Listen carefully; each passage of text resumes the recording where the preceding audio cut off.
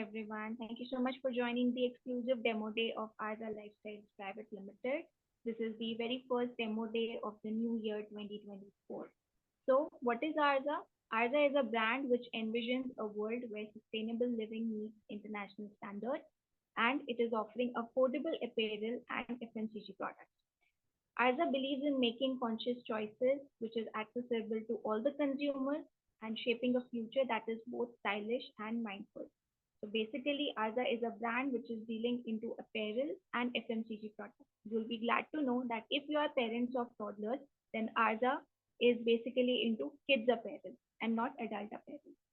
So it is a go-to stylish kidswear brand, which not only redefines kids fashion but also extends its flair to FMCG product line. Arza seamlessly blends versatile apparel and footwear for children of all ages, ensuring each piece is crafted with meticulous attention to detail.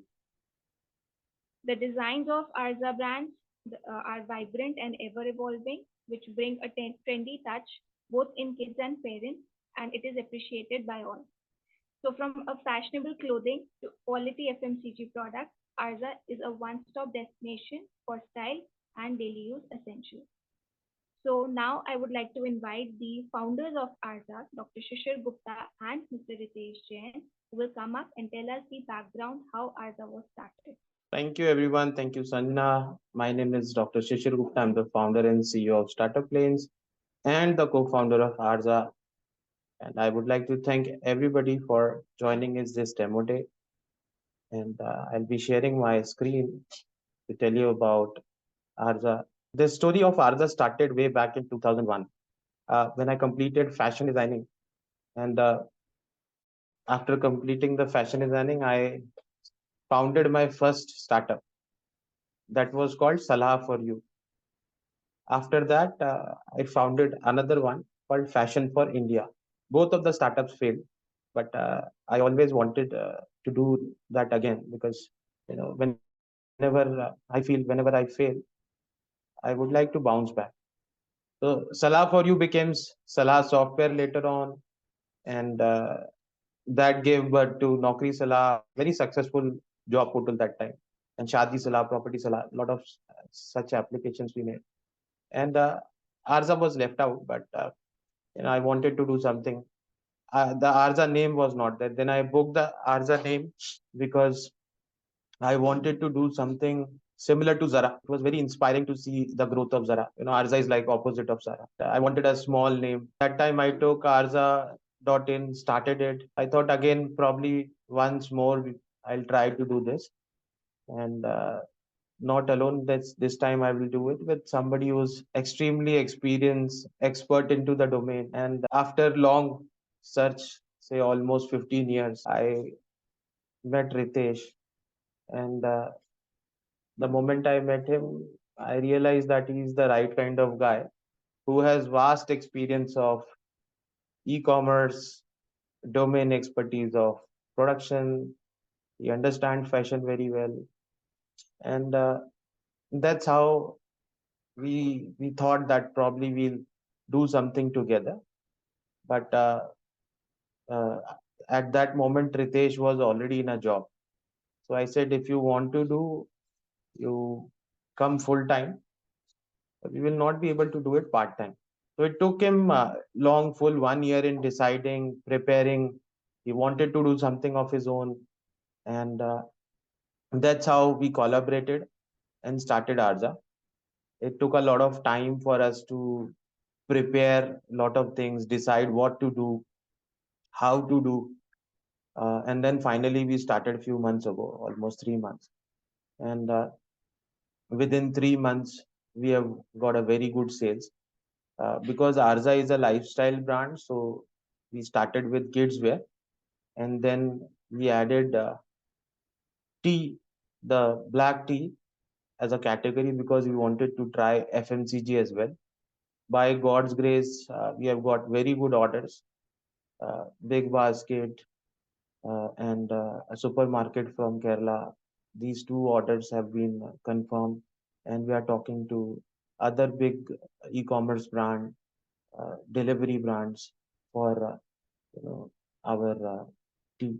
And thankfully, we tried offline, online, corporate, all the models by selling.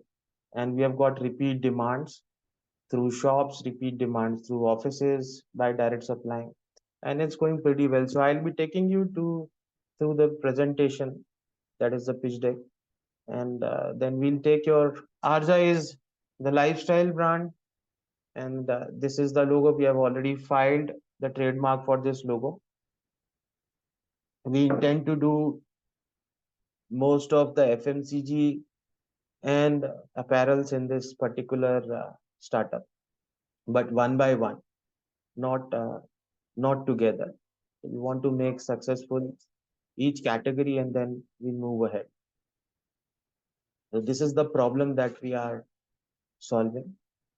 Most of the parents, especially we are talking about kids wear, they face problems uh, with apparel brands. The kids wear is very expensive. Generally, if you go for the good brands, those are expensive. If you go for cheaper options, then you don't find quality. And the reason was uh, when it is non-conventional, like in kids wear, people want more margins because the sale is relatively less and you have to produce more number of styles and you end up with unsold inventories. So we solved this problem uh, by one offering a very good price, creating a combination of a pack of two, pack of three models, wherein for say 450 rupees, three t-shirts could be bought. We discounted it to 250. You know, so that is solved. Plus, we are working on sustainability, wherein, as Ritesh also told in the promo, wherein each garment that we are selling to the kids will come back to us and we are paying for the used garment as well. So after say within 6 months, if it comes back, then the consumer gets 50% off in the next purchase.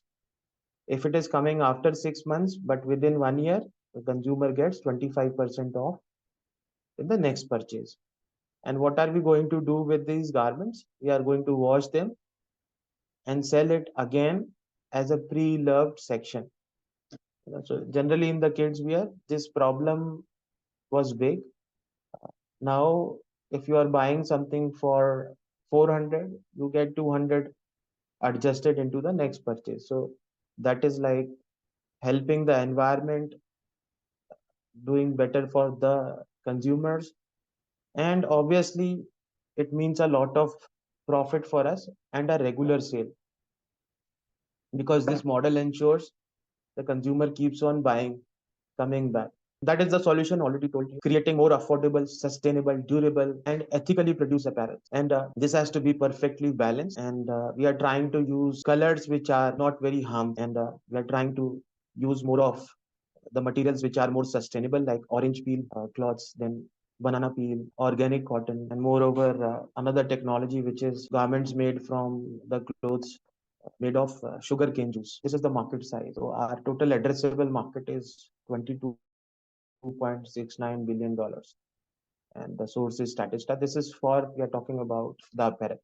So because FMCG was added as an additional category in the test model, but by God's grace, that become really very successful. And we have got big B2B orders. So that was not added at this particular time. Recently, we have got few good orders. Uh, so total SAM is $897.7 million, and out of that, 664.3 is the obtainable market. To talk about the milestone, so that's how that was. The listing happened in October, and thankfully, by God's grace, on the first day we had sales, on the very first day, and thereafter, we started with Amazon, and then Arza got incorporated, early April 2023, and In December, Ritesh joined, and this very idea got materialized. Yes, it got conceptualized in 2001, as I already shared with you. So, and after that, there have been couple of other milestones. We have got a couple of orders now, and through good brands. Another milestone is that just yesterday, Arza got approval of credit line from InCred, which is done through Amazon. So Amazon recommended them. These are the products right now in the kids, boys and girls wear both. And this is the expanded product line which we tried. So we tried with dry fruits, then basmati rice, and this is the packing you can see. And I'm very happy to share that we sold everything except pulses. We never started pulses because we don't want to go everything together. But we started with the dry fruits. We sold dry fruits very well. We started with the basmati rice, category 1121, 11 and four variants that was very well sold, and then tea.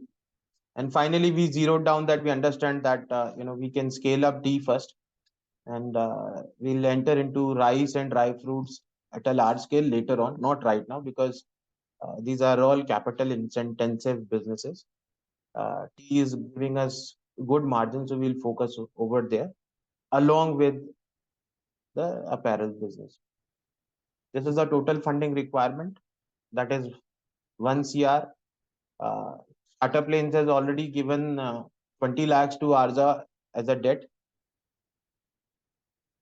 Then 50 lakh raise is what we are doing through equity, and 50 lakh we'll be arranging through debt, which is already in the pipeline, because we have got approval from InCred, so it will be easy for to take approval from others also. So that will not be taking much time. And valuation is around 10 CR, which is 9.8 to be precise. All these documents of valuation, the research report, all these documents are uploaded at Startup Lane's website. So you can get an access. We need an verification of the investor so that these documents should not go to any person. We just need to verify the profile and we approve. Once it is approved, any all the investors who have this approval can download the document. So it's a very easy and simple process, yet uh, protecting the intellectual property of the startups. These are the KPIs which are there. So customer acquisition cost is a very optimized one as of now. You can see the returns also is not very high. It's very, very good. Our inventory turnover is also nice. Technically, the lifetime value of our customer is coming 7,000 rupees, which is nice. And LTV to CAC number is also very attractive. So I will not go to these bookish kind of unfair advantages. The unfair advantage technically that we have is the vast experience that both of the co-founders carry, and the relationship that Ritesh already has, that ensures that we have influence over the suppliers and buyers both, because both the supplier and buyer are from the same fraternity. It's more of these people are who are leading big companies are at a friendship level with us, so it's easy for us to procure, get the credits, sell, and receive payments. These are the competitors that we have, and thankfully these companies have raised good amount of funding. We are far much more optimized than these companies, far more frugal than these competitors, because uh, technically from day one we became profitable. We are not going to burn, not burning at the moment, not going to burn in future. A very traditional mindset of business wherein both the co-founders believe that profits should come no matter what. Burn is not the way to go ahead, and especially if you are selling basic things like clothes and FMCG product, you should always make profits. no point uh, spending huge on advertising until and unless you have distribution all across India, right? So this is a very quick and brief comparison. We have priced very competitively. Quality of everybody, every founder will say that we have the best quality, but what I can say is if you check it by ordering yourself, you can realize that yes, the quality is really different, because again, it is the belief of both the co-founders that we will never ever compromise with the quality. Very much important. If you have to make a big brand, you have to be quality conscious from day one, and that's what we are doing. The revenue model, we tried with B2C, B2B, and D2C all. That means we are selling through our website, we are selling through distributor. This is just a pilot now, so we are selling through a distributor, we are selling through our shop, direct shop, we are selling through a corporate partner who's supplying to other offices. I'm talking about tea there. And for apparel also, we have tried, except corporate, two models. Like we are selling through distributors and we are selling online. Online, both the models, that means available at Amazon, Snapdeal, Flipkart, and others. And beside that, at our own website. These are the future plans. Obviously, we have to increase our offline supply. We have already piloted it, and we want to get into cash and carry model through distributorship, no credit, because ultimately credit kills the organization. And then moving towards Europe side by registering in Estonia, and then we can probably try the Gulf area, and that's how this is planned right now. I'll tell you the use of fund. The most important requirement of the fund is, what happens is, while we get the production done of apparels, we need to book the cloth in advance, and then the factory takes 3 to 4 months, sometimes 6 months in production. So that is why we need advance funds to procure and provide them the garment. The clothes have to be procured, and then after that they produce and send it to us. So in that process, you need to have at least 25 to 50% of the capital blocked for some time for production.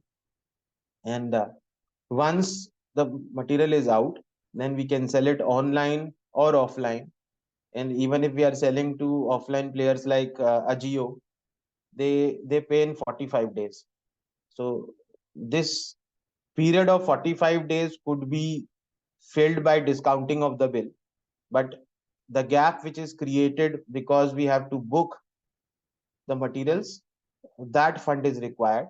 And the basic funding is like, for next 3 to 4 months we will be requiring this funding. After that it will be in rotation, because we will be having surplus to buy, plus more credibility in the market, wherein the vendors will be happy to provide us more credits. So majority of the money as of now will go for production, but later on this money will ultimately go for marketing purpose, expansion of the business. Right now also this money is going to expand the business, because ultimately we are getting big orders, the order size is increasing, and more of apparel industry is dependent upon how many styles you have.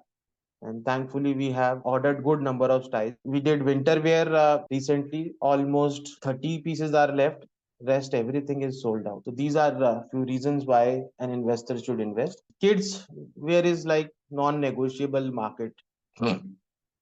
Most of the parents do not compromise on anything which is for their kids.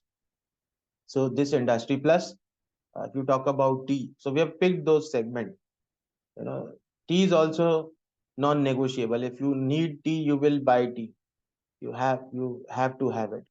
That kind of habit formation is there. So tea consumption is huge.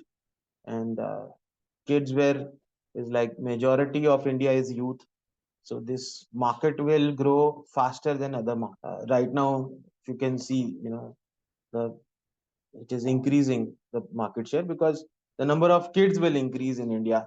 Majority of India is young. Obviously, the leadership is strong, the management is efficient, we are frugal, we are doing everything at the lowest possible cost. So as mentioned, these are the two co-founders. That's me, and the other one is Ritesh. And that's it. Thank you so much. We'll be taking our questions. Before that, let me check if. And after that, I would request you to please explain the exit sheet also. Yeah. Hello, everyone. Good morning, all. Thank you, Ritesh, for joining. Yeah, yeah. So please share your story. How did Basically, I hail from a Marwari background, and we, in our veins, we have a business in blood. So my father had a business. We used to export tea and sugar to Bangladesh, and then I moved to apparel segment, and I'm into apparel from 2008 onwards. And I love this category because there are a lot of things to explore, from giving the we are into international international players are also coming down in India, like uh, Jara and all those brands. And I started my career with Indian Clothing League Private Limited, who was the first company in India to come down with a specific kids wear segment. So from there onwards, we felt like it's something to be done into kids wear, and we got associated into this now. And from 2015 onwards, I'm into e-commerce, selling kids wear, specifically kids wear into various portals, and I have my good friends across Ajio, Myntra, Flipkart, Amazon, Hopscotch, First Cry. So like that we are going, and from last 2008 onwards I am into apparel segment. I started with dealer distribution network, retail, franchisee, SIS and all, then moved to e-commerce. So, and I know about the manufacturing nuances also, to how to procure and from where to procure the fabrics across India, and which are the hubs like Tirupur, Ludhiana for kids clothing, and Kolkata for dyeing and bleaching. So that experience I have. In 2000, last December, I had a word with Mr. Cecil Ki I thought ki, I'll just leave my job and want to start a company. He told me ki instead of why don't you just to be form a company, and you have your own operational experience, and let's start it out. So this is how we started this. And we have good corporate tie-ups like with Big Basket, then AI supermarkets which are in Kerala, then Fresco from Bangalore, then Ratnadeep Retails in Hyderabad, and with offline, with online, like we are selling through Ajio, Flipkart, Amazon, Snapdeal. So we are into, mostly we have covered all the segments, offline, online, dealer distribution network. Then we have a tie-up with the factory for tea in Haldibadi, West Bengal. So we have covered mostly all the areas where we can just save the money, and we can give the best quality at very affordable prices. Just to tell one more story, like we send our samples to Big Basket, and Big Basket told ki our quality is far better, which they are selling. So means ki they have given us a order of 3,000 kgs as of now, and 5,000 we have got from Naya supermarkets. So total we just did almost around 8,500 kgs last month. Cecil, you can take it forward now. Yeah, so he's talking about the tea, and we are expecting minimum 50,000 kg per month of supply because this is a pilot test batch that we are supplying. And thankfully, Big Basket has guided us to create a better packaging. They have helped us improve. That takes me to end of this pitch deck. And now I will invite Sanjana to explain projections and the valuation. Sure, sir. So I'll be starting with the valuation report. So I'm just sharing my screen. I hope I'm clearly audible. Yeah, you are. So this is the valuation report which has been done and developed by the financial analyst Sonal Pathak and other members of the financial analyst team of Startup Plains. So the valuation of Arza has been derived by the fair share valuation method, which has, and this method has been propounded by the founder and CEO of Startup Plains, Dr. Shishir Gupta.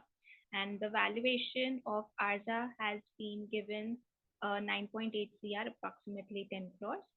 So very quickly, I will brief up about the company for all those who have just joined in. So as told earlier also, Arza is a brand which is basically offering affordable apparel and FMCG products that would help the consumer in making conscious choices, and with the products are accessible to everything. So by bringing in sustainable kids apparel and everyday FMCG products, Arza envisions to provide international standard items at a nominal price, which shapes the consumer sector to be eco-friendly conscious. So India's apparel market grew at a rate of 11% and reached a value of 85 billion US dollars in the year 2021, whereas the kids wear segment of India accounted about 20% of the total apparel market in 2018. And we expect that kids apparel segment is predicted to reach around 1.7 trillion by the year 2028. Now, uh, these are the facts and figures which I have just explained. You can go through it when you will review the report. Very quickly, I will explain how we have derived the valuation, and before that, just a few points about this valuation method. Startup Lanes has used fair share valuation method because this not only covers the valuation of the startup in terms of profits and revenue, but in the terms of other factors, which is very important for the startup in its entrepreneurial journey. So, as you can see, the first point is the patent and trademark. However, Arza has not registered its trademark or patent yet because it is at early stage. But um, Arza Lifestyle is still yet to get the patents and trademarks registered, due to which it is perceived as less valuable as compared to other startups or its competitors. However, in the coming future, Arza will get the patent and trademark. Now, talking about the founder's experience, and Dr. Gupta has already told about himself and his partner, Mr. Ritesh, but I will give a quick brief about him. That Dr. Shishir Gupta, we all know that he is the founder and CEO of Startup Lanes and Angel Network, and apart from that, he is a stakeholder of in many other startups and holds more than 20 years of business experience, right, in guiding the startups, in consultancy, and most importantly, he's also a PhD holder in venture capital field.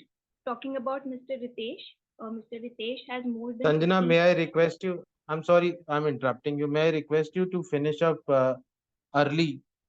Sure, sir. Sure. Let's quick because 8 o'clock we have to close this. Ritesh has a meeting. It's a very good news. As we speak, we have got 1500 kg more order confirmed from Freshco. So just now we Okay, have got 8 o'clock. He has a meeting. okay, sir. And Fresco is a retail chain across Karnataka. They have almost around 65 stores of theirs, and it's one of the biggest there. And their sale is far bigger than any supermarket offline, as well as bigger than Big Basket over there. Sure, sir. Yeah, I'll so we rapid. can just take 2-3 minutes, explain this, and move to the question answers. Okay, sir. I'll do that. So, founders' experience, you all can review it in the evaluation report. Both the founders had a very good experience. Dr. Gupta in business experience, and Mr. Ritesh the industrial experience, especially in the field of manufacturing. Talking about the scalability as a lifestyle, being a startup in consumer industry, the startup um, is coming up in the apparel segment, that is kids segment. Arza is capable enough to position itself as a high growth enterprise, and it would achieve success through its competitive pricing and good customer services. It also has user-friendly online platform which is accessible to its consumers. There was a question in the chat box that that their online platform is not user-friendly. Let me tell you that Arza is an early stage startup, and the website has been developed recently, and these and website will be upgraded and more developed further. So a lot many users will have convenience on it. So talking about the disruption, this is a very interesting point which I would like to explain in little detail, taking care of the time. So Arza is disrupting the market in two manners. One is price, and another one is convenience. Arza is disrupting the market through price by revolutionizing the market for eco-friendly kids apparel and high-quality FMCG products through D2C and B2C business models, and they are ensuring cost efficiency which will help the consumers to do some savings, obviously. So Arza is making sustainable and organic apparel more accessible by eliminating unnecessary factors and promoting affordability without compromising the ethical standards, which will empower the consumers to make environmental friendly conscious choices and have affordable and high quality kids apparel and FMCG products. Also, D2C and B2C business model is not only fostering transparency, but it is also establishing a direct relationship with the consumers. And how Arza is disrupting the market through convenience?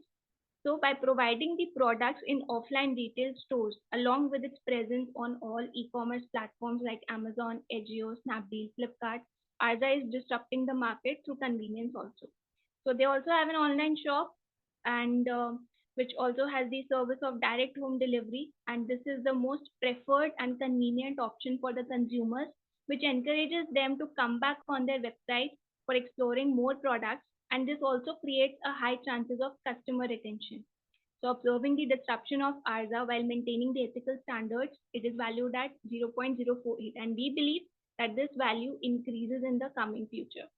Talking about the competitors, so Arza being a startup in the consumer segment and that also in kids apparel, there are more than 100 plus competitors, and few of them are very big, like Unicorn. One of the unicorns is First Cry. Then we have one public company, that is Aditya Birla Fashion. Then we have acquired companies like Baby Oe, Hoppers, and Frangipani.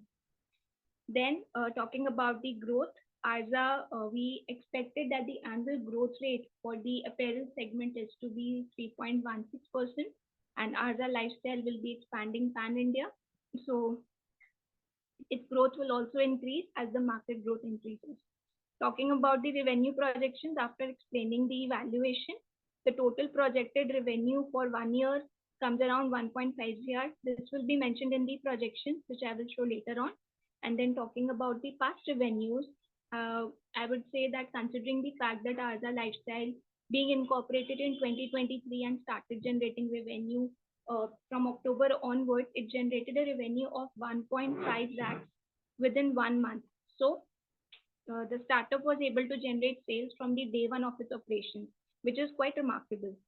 So keeping in line with some same track record, a gradual increment in the generated revenue is very much viable. I would like to add one more point here that Arza also generated, there was a sudden shift increase in the revenue of Arza in December as it received the order of around 8,000 kg of tea, and that increased the Arza's revenue from 2.5 lakhs approximately in the month of November to 22.5 lakhs in the month of December, which is showcased in the financial projections also. So, talking about the profitability, so for Arza Lifestyle, profitability is getting evaluated based on the gross profit margin for the month of October and the estimated profitability till the end of present fiscal year. So, in the month of October and in the month of January, in the month of December, January, and February, current and estimated profit margin is around 0.17, and by the start of next financial year it is estimated to increase up to 0.22 to 2.5 0.25%. Current and expected profit, current profit of Arza is 26,500, but by the end of this financial year, that is 23-24, it is estimated to be 5,45,000. Obviously risk factors are there, being a startup in the consumer sector and that also kids and FMCG. The risk factors include intense competition, customer churn, swift changes, yes, changes in the trends, and dependency on the manufacturer. Profitability expectations, as mentioned earlier, that the expected profit margin for the months of November, December, Jan, Feb, and March lies between 0.22 to 0.25%, which is a healthy average profit margin for the upcoming months. We expect that Arza to be profitable, 30% profitable in next 2 years. Sales and distribution channel, as mentioned earlier, Arza Lifestyle employs a D2C and B2C business model, and it has its own web portal along with its presence in all the e-commerce platforms. So apart from that, Arza currently has a completely remote setup where the absence of intermediaries is resulting into zero intermediary cost, which streamlined the approach fostering a direct flow of sales from customers to the company. Then economies of scale. So for as a lifestyle is positioned within one of the sectors that does benefit enormously due to the economies of scale, because the clothing industry usually benefits from the economies of scale due to large scale production, allowing the manufacturers to spread fixed cost over a great number of units apart from other factors.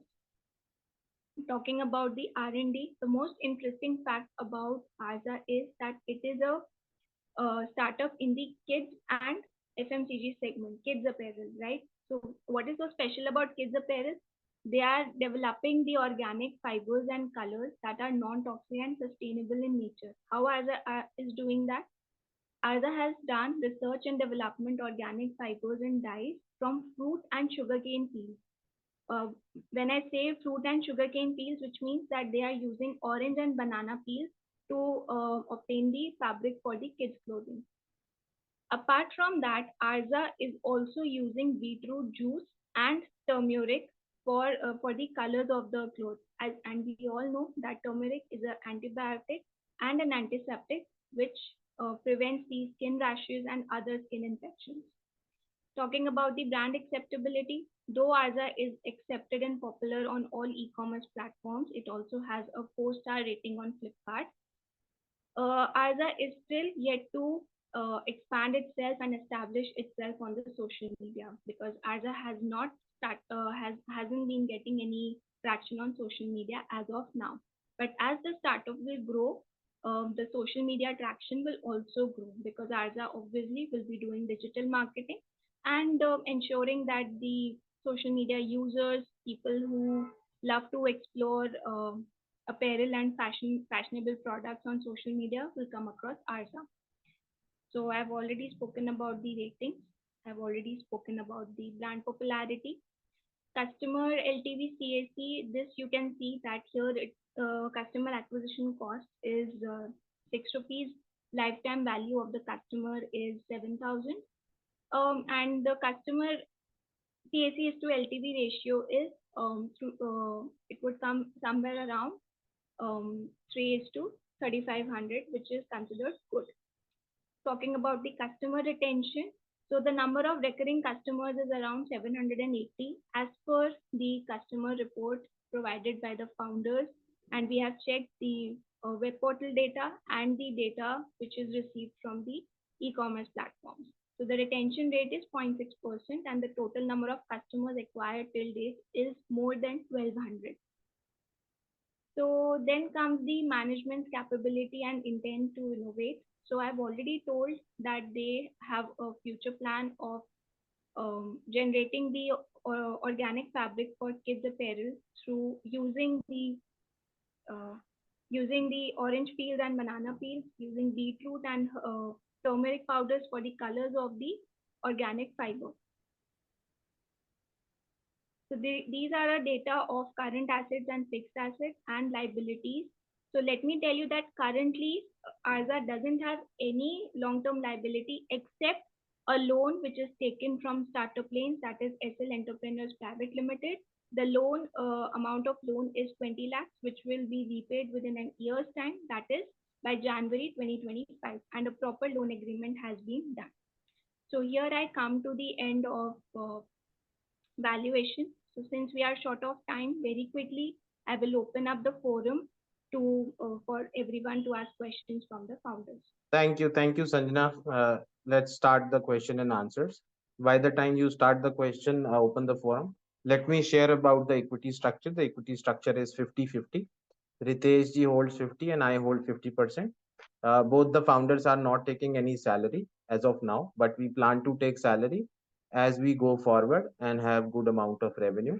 Like it is already shared, we have 8,500 uh, kilo of orders of tea as of now from Big Basket and others. And as we speak, we just got 1,500 more. So that takes us to 10,000 kg. This is a repeatable order, not just a one-time order. Given the rights, Sanjana? Yes, sir. Please try unmuting someone who wants to ask questions. Yeah, now everybody can unmute themselves and ask the question, and you can also raise hands. and we'll be happy to answer all your queries. And Sanjana, you can stop your screen, please. Yeah, I'm trying to, it's just getting stuck. Hi, can you hear me? Yes, Okay. So one quick question. You've talked a lot about the clothing brand, but I didn't hear anything in terms of how you're procuring this FMCG products and what is your strategy around that. How do you procure? Where do you procure it from? What is the cost, or how do you? Basically, could you throw some more light on that part also? definitely. Ritesh ji, please go ahead. Yeah, we are procuring tea from West Bengal, which is the hub of tea plantation across India, and uh, and we are procuring from directly from auctions as well as we are procuring from auctions as well as there are a lot of tea gardens here, so we are procuring directly from them. There is no middleman, and a lot of my friends have a tea gardens here. And secondly, we already had a tie up with a garden where all the plantations is bought by us for the entire year, and that sort of price stability as well as the price control is in our hand. For sugar, we have a tie up with Asmoli Sugar Mills in UP, where they are giving us at the distributor price. And for rice and dry fruits, we are procuring from big distributors in Khadi Bauli, Delhi, which is the hub for groceries across in India. They're the biggest market. They import directly, and I we procure from the importers. Okay. And in the current sales that you have, right, what is the clothing and FMCG? Clothing right now is 40% and 60% because of the we got the bulk order of tea, so it's 60%. But going forward, we can't say which will be our core product, because both the product line are doing great, and we are getting very good response across market. Okay. And one last question from my side. When I see the website, right now, not very clear if you are the clothing brand or FMCG brand, right? Now, how do you plan to solve that problem? We are a We are lifestyle in brand.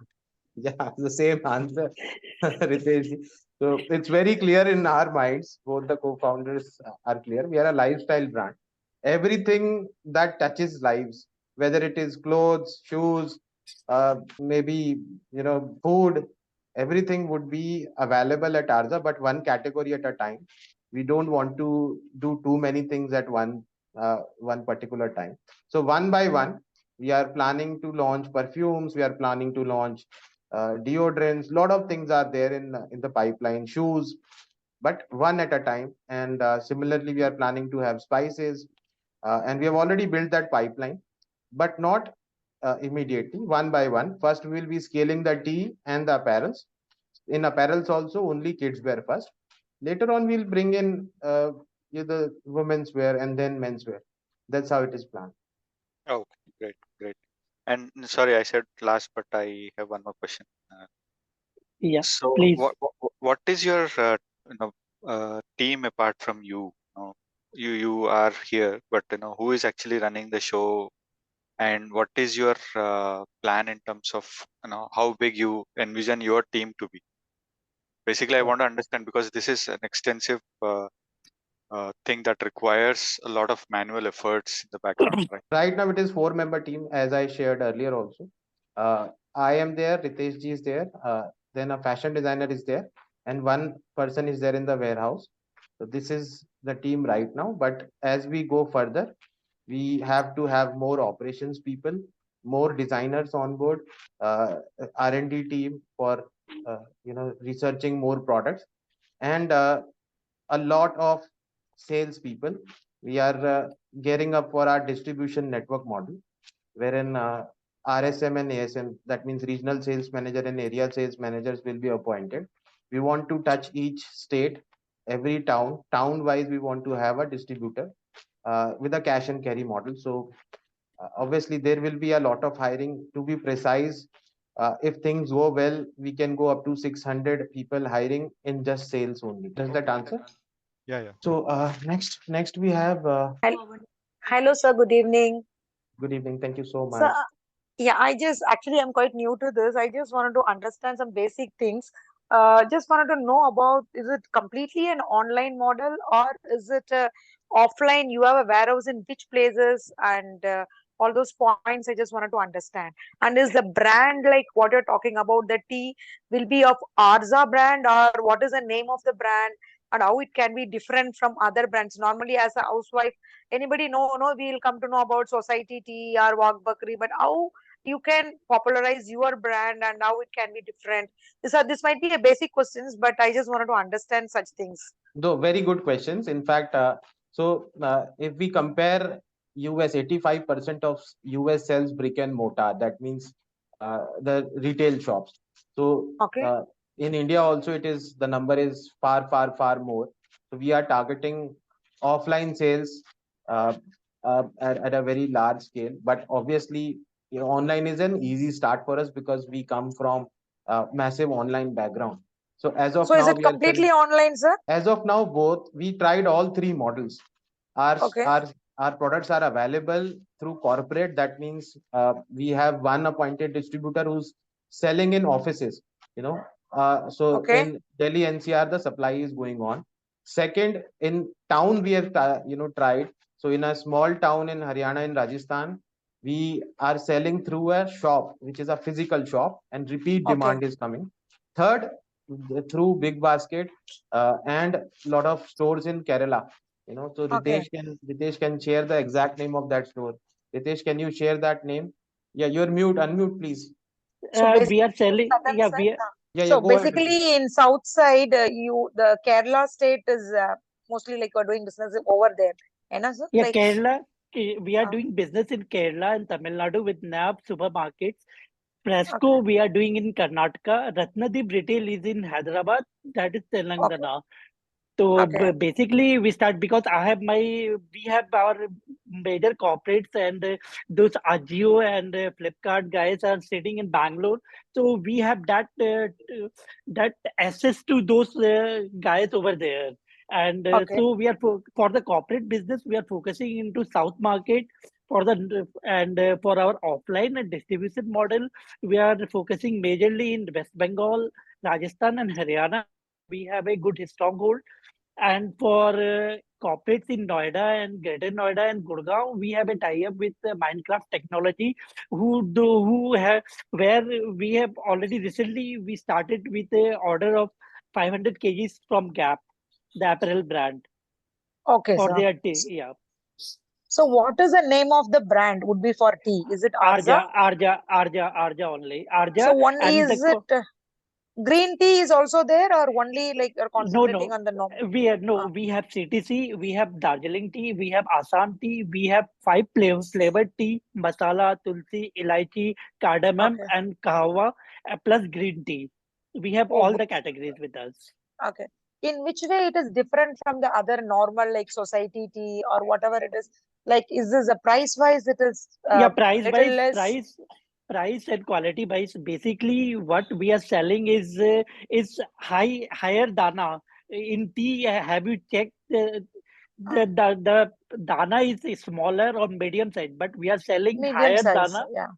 Yeah, we are Okay. selling higher dana with leaves directly plucked from the Okay. garden. I got it, sir. Okay. Okay. So it's like more like an organic Yes, form yes, of a yes, tea. yes, So yes, maybe yes. more natural than other. So is it And the open pricing, public and the also, or pricing. selling Yeah. only to the shops and the other clients, or it is open for the public also? Like, It's public. We are it's selling through, we are on an average, we are getting daily orders from online portals like Flipkart and Snapdeal and Amazon okay. groceries. Yeah. Acha, sir. Okay, sir. Acha, in Amazon, if I browse like the brand name Arza, will I be able to get it now? Yeah, in Arja, you will be getting the clothing range right now because for tea, we have just made it out of stock because we have just liquidated all our stock just recently. Okay. And again, we will be updating the inventory by tomorrow or day after tomorrow. Okay, sir.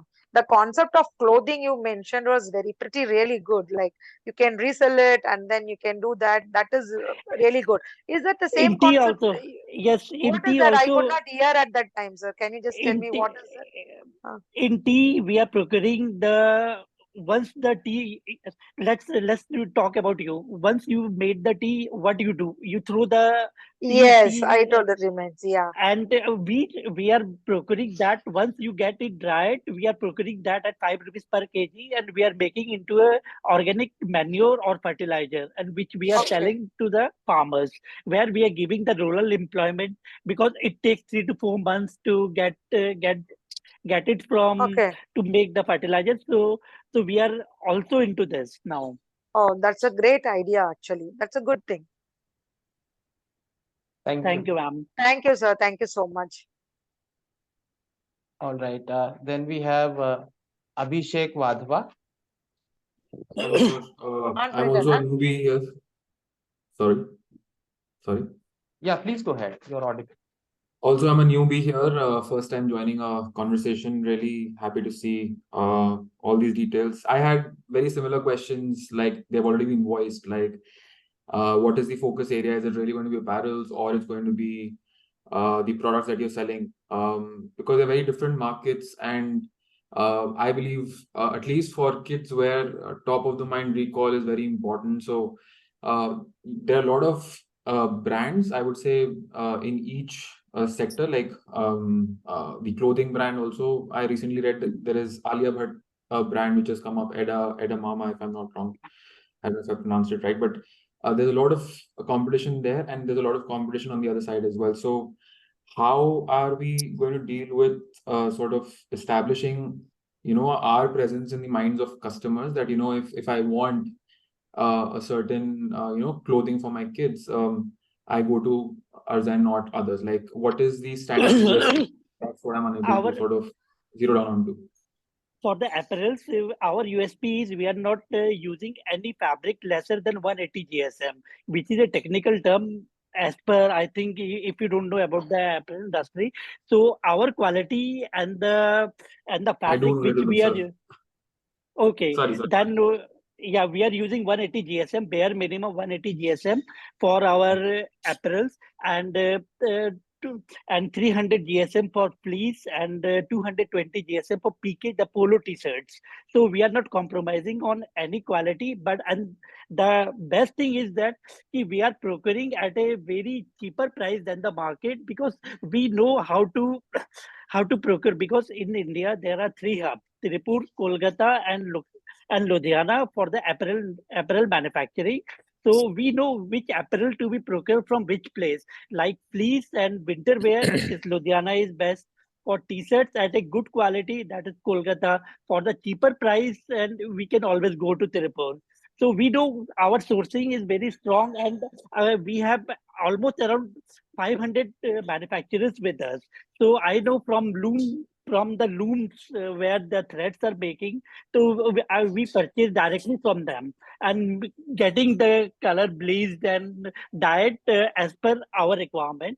For the FMCG tea, we are directly procuring from the from the plantation, which is in Bengal, and sugar we are procuring directly from the sugar mill. So our pricing, and we are here to, because if our purchase is at a very cheaper price, suppose I am manufacturing a t-shirt at 80 rupees, the shape t-shirt you won't be getting less than 90 rupees. That I can assure you on that, because because I have a 15 years experience only in this field, and I know how to do the cost cutting without compromising on the quality. So as I understand, the USP is in the procurement, so to say, Yes, like yes. ability to get it at a lower price. That is your USP. Lower We are price. selling it at And lower price. The price, India is a very price sensitive market. We are selling it yeah. at very, very, very, very competitive price, which is not Hmm. available in the market. Our products were in the last Amazon sale during Diwali. Our products were priced at a very, very competitive. That means we were the best price available products. And online takes a lot of time in coming up because of the And online algorithm. But still, by God's grace, we sold on within 20 minutes of listing. So that is something which is a very good indication. And so what we expect is, because if the price is good and the repeat demand is coming, we will go up in the algorithm and we can get more and more sales And even like a automatically platform from like, these portals. And when we increase, yeah. and So one more thing I want to add let me just here, complete, like, and then Ritesh, you can yeah. just so once we have good reviews over the platforms, we can increase the SKUs. Uh, then all those SKUs will also have a higher precedence as per the algorithm. Ritesh ji, please. Yeah, basically, Flipkart, we launched our winter sweatshirts in November, around 10th of November, and we almost sold it out by 20th of December. Even we didn't have the red color sweatshirt for Christmas, which we procured, we manufactured, and like the category manager in Flipkart and Snapdeal, after us.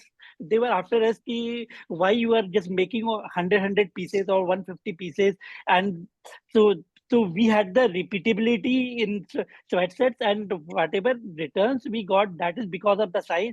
Not one single complaint regarding the fabric. And the pricing, they were all saying that ki at this price, around say 600, 650 rupees, we are unable to get this product. Even they purchase for their own daughter and son, these guys. All Okay, right. but Somewhere this is down something the which line, cannot be replicated, is it? Sorry. Why not? Every time we can Yeah, replicate.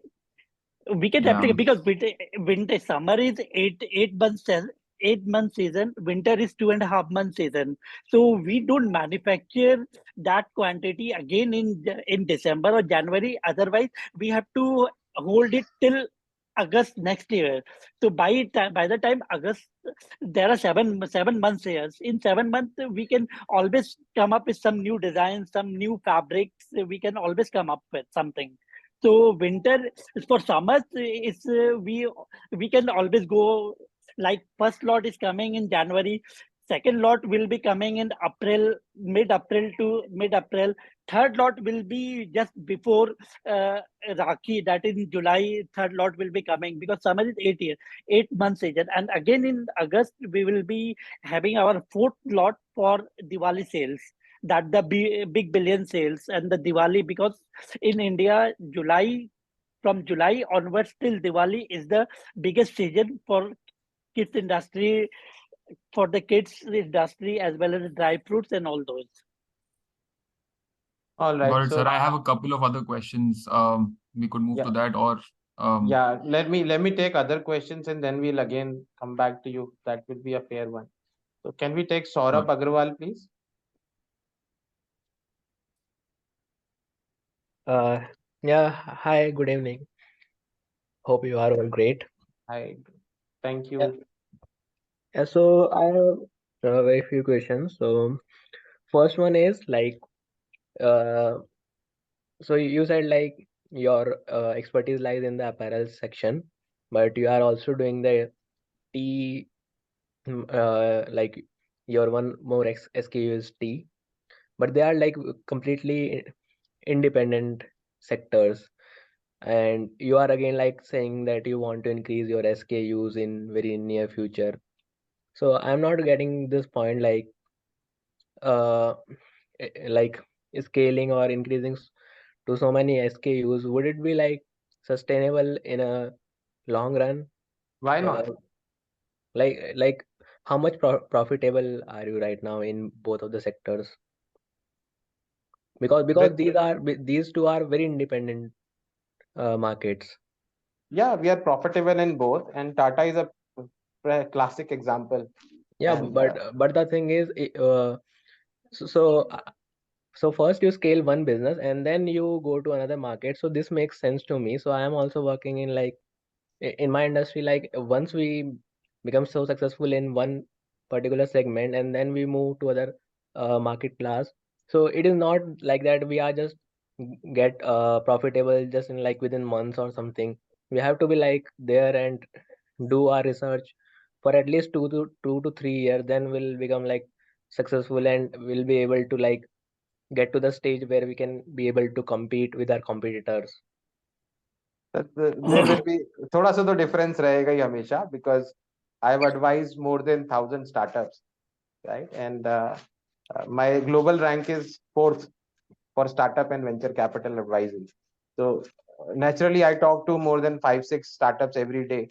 So I've gained that special experience. So I 100% agree with you. It takes a lot of time, but for us, thankfully, and nothing to brag or boast about, but thankfully, by the grace of God, we are successful and pretty successful from day one. And as we speak, like I shared earlier, as we Yeah. speak, we just got another order of 1,500 kgs from Fresco, and these are all test pilot Preeti, orders.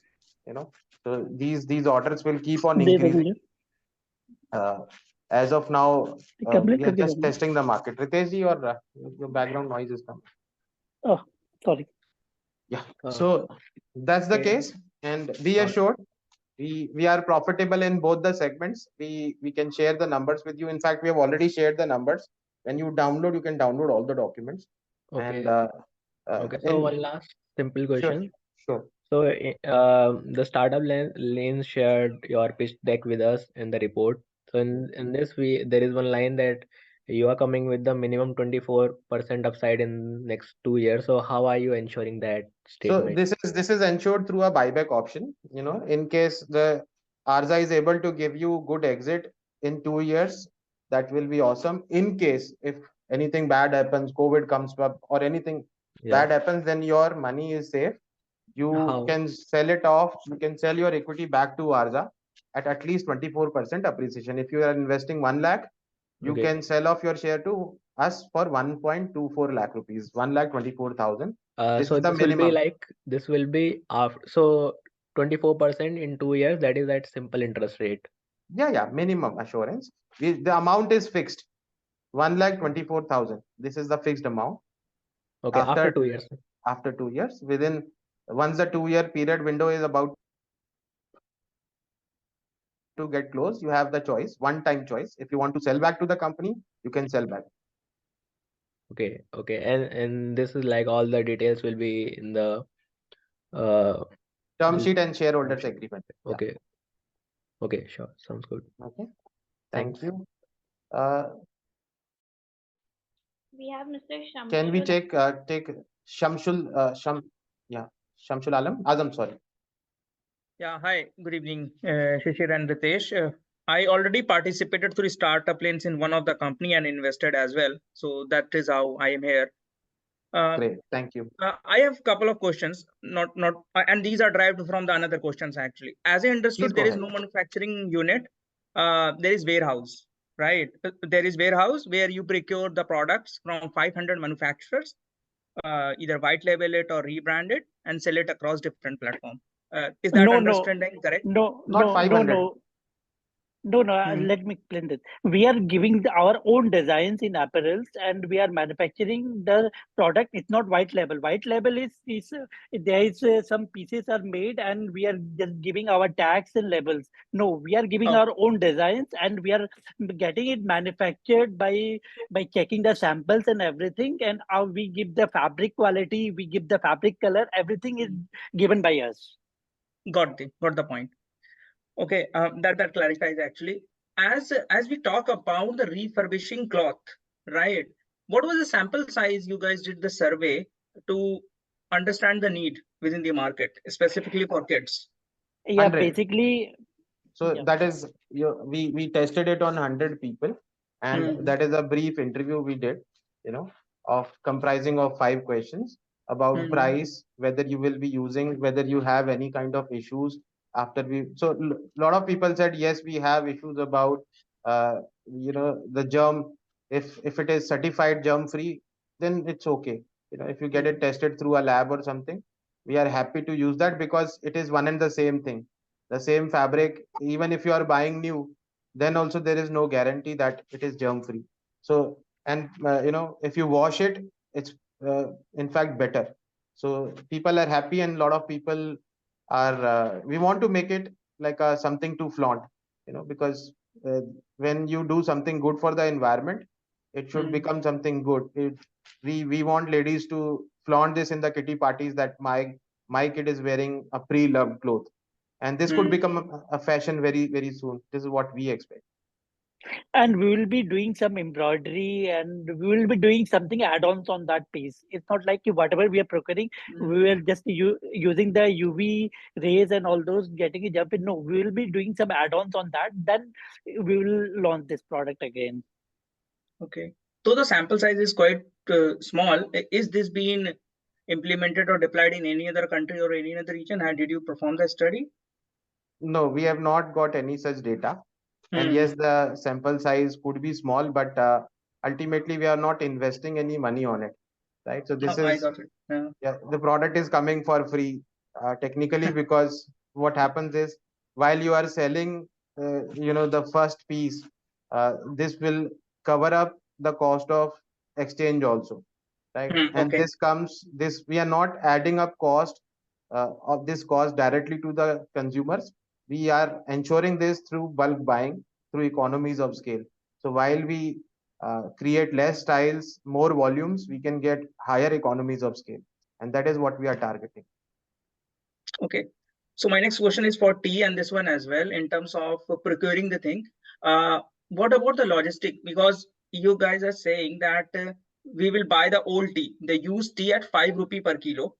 And I think I'm not sure about the cloth price, the 50% or 40% of what you said as an exchange offer, because 5 rupees I am giving to the customer for the old tea, but in order to bring it to my warehouse, it will be costing more in terms of the logistics. No, each No, state. we, Okay, Ritesh, you can please. yeah, basically, like one, we have a farming land in Siliguri. So nearby areas, we will be all manufacturing here in Siliguri. Then one we will be having in UP. So we will be going that way. We won't be having the logistics that from Bengal we are just procuring everything and we are sending to UP. It's not like that. In Bengal itself, in one district, we will be having one land where we will be doing this.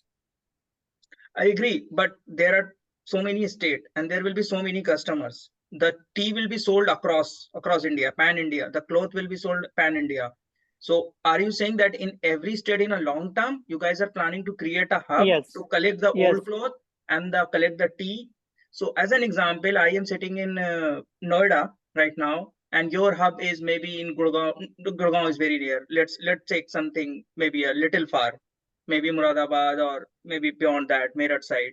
And if I want to ship, maybe I'm a chai wala, right? And every day I have 3 kilo or 4 kilo of extra tea. In a month, it will be something.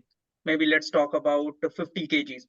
Who is going to bear the cost of sending that old tea from chai wala to our warehouse? Because if I am giving 5 rupee for 300 kg, it is 1,500, but the shipping cost will be a more. I am No, the saying this. Yeah, shipping I am cost will asking. be shipping cost will be borne by us. We have calculated the shipping cost as well as the making of the fertilizer. With the fertilizer the tea which you are selling to us at 5 rupees, and our end product will be around 18 to 20 rupees with the packaging and everything. In that, the logistics is there, packaging is there, the farm rental is there, then the labor expenses is there, and this will be sold at 55 rupees. We have already have pre-orders So for it will it. be compensated by the production of fertilizer, not Yes. actually by bringing it. It is a raw material for us only. No. Not at all. We cannot use it as a raw material. They're making fertilizer, and for the apparels, this kind of infrastructure is already available through courier. The customer has to bear the courier charges, which is not much, 50 to 60 rupees. That's it. Correct.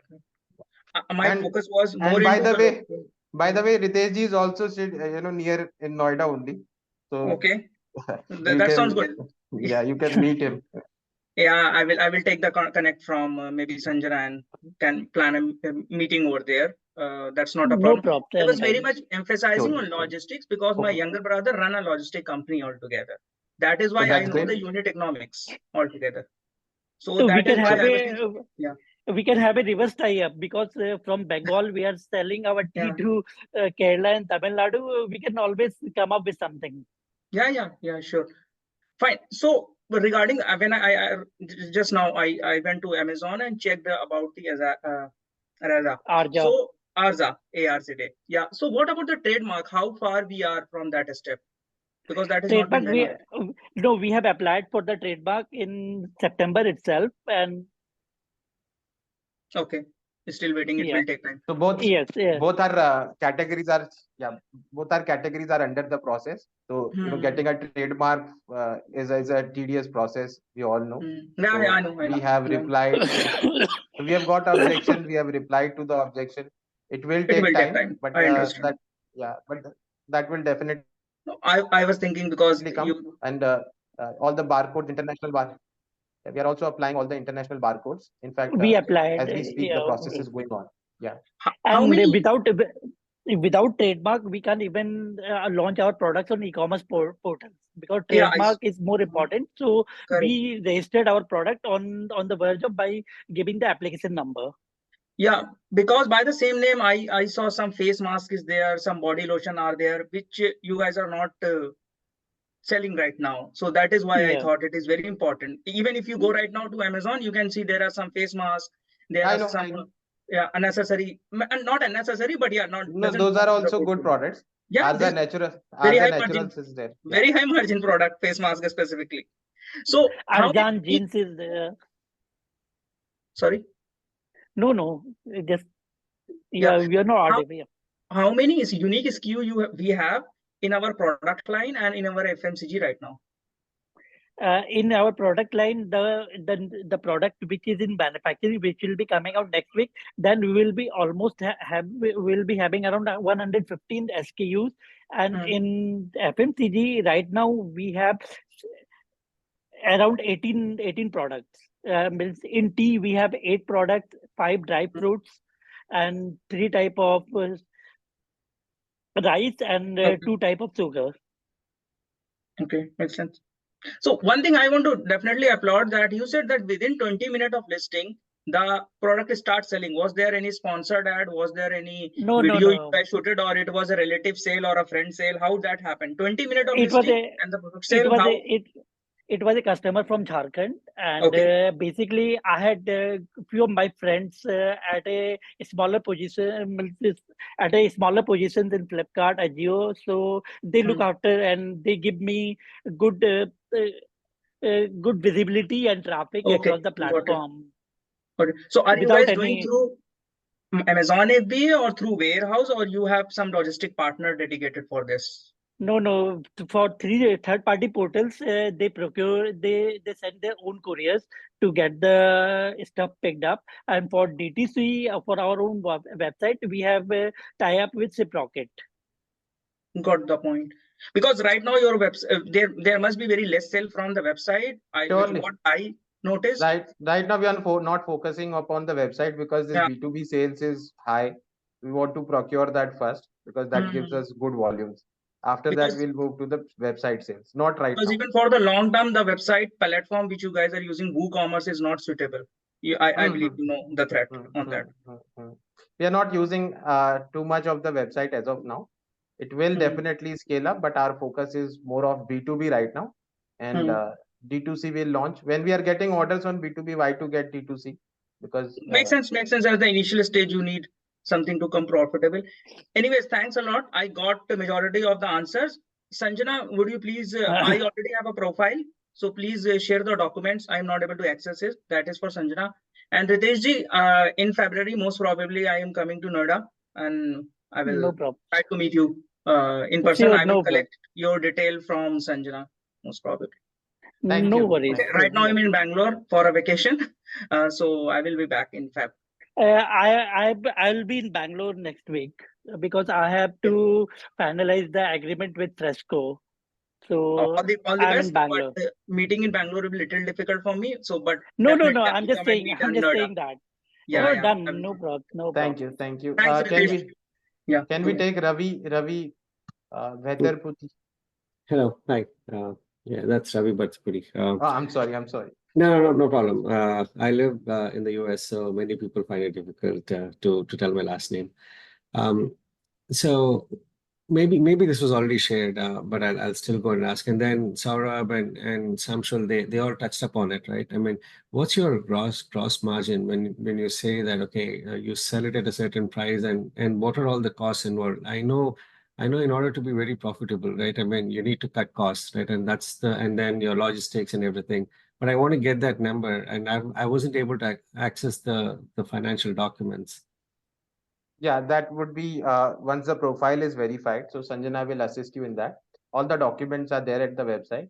Ritesh ji, please share the gross margins. In apparels, we are selling at a gross margin of 42%, and in tea, we are selling at a gross margin of around 18%. And then when it comes to the income from that, because you'll have other expenses that go along from the gross margin, right? From there, we have an expenditure of around 10%. We take it as our overheads from it. It includes salary and electricity bill, rentals, salaries, everything. So we take around 10% because the volume of the sales is not so much. Once the sale increases, this 10% will come down to 3 to 4%, like all the big corporates has. Okay. And this again, apparels is like a pretty crowded industry, right? I mean, there's so many customers that buy, and I really applaud you for the sustainability uh, uh, portion of this, right?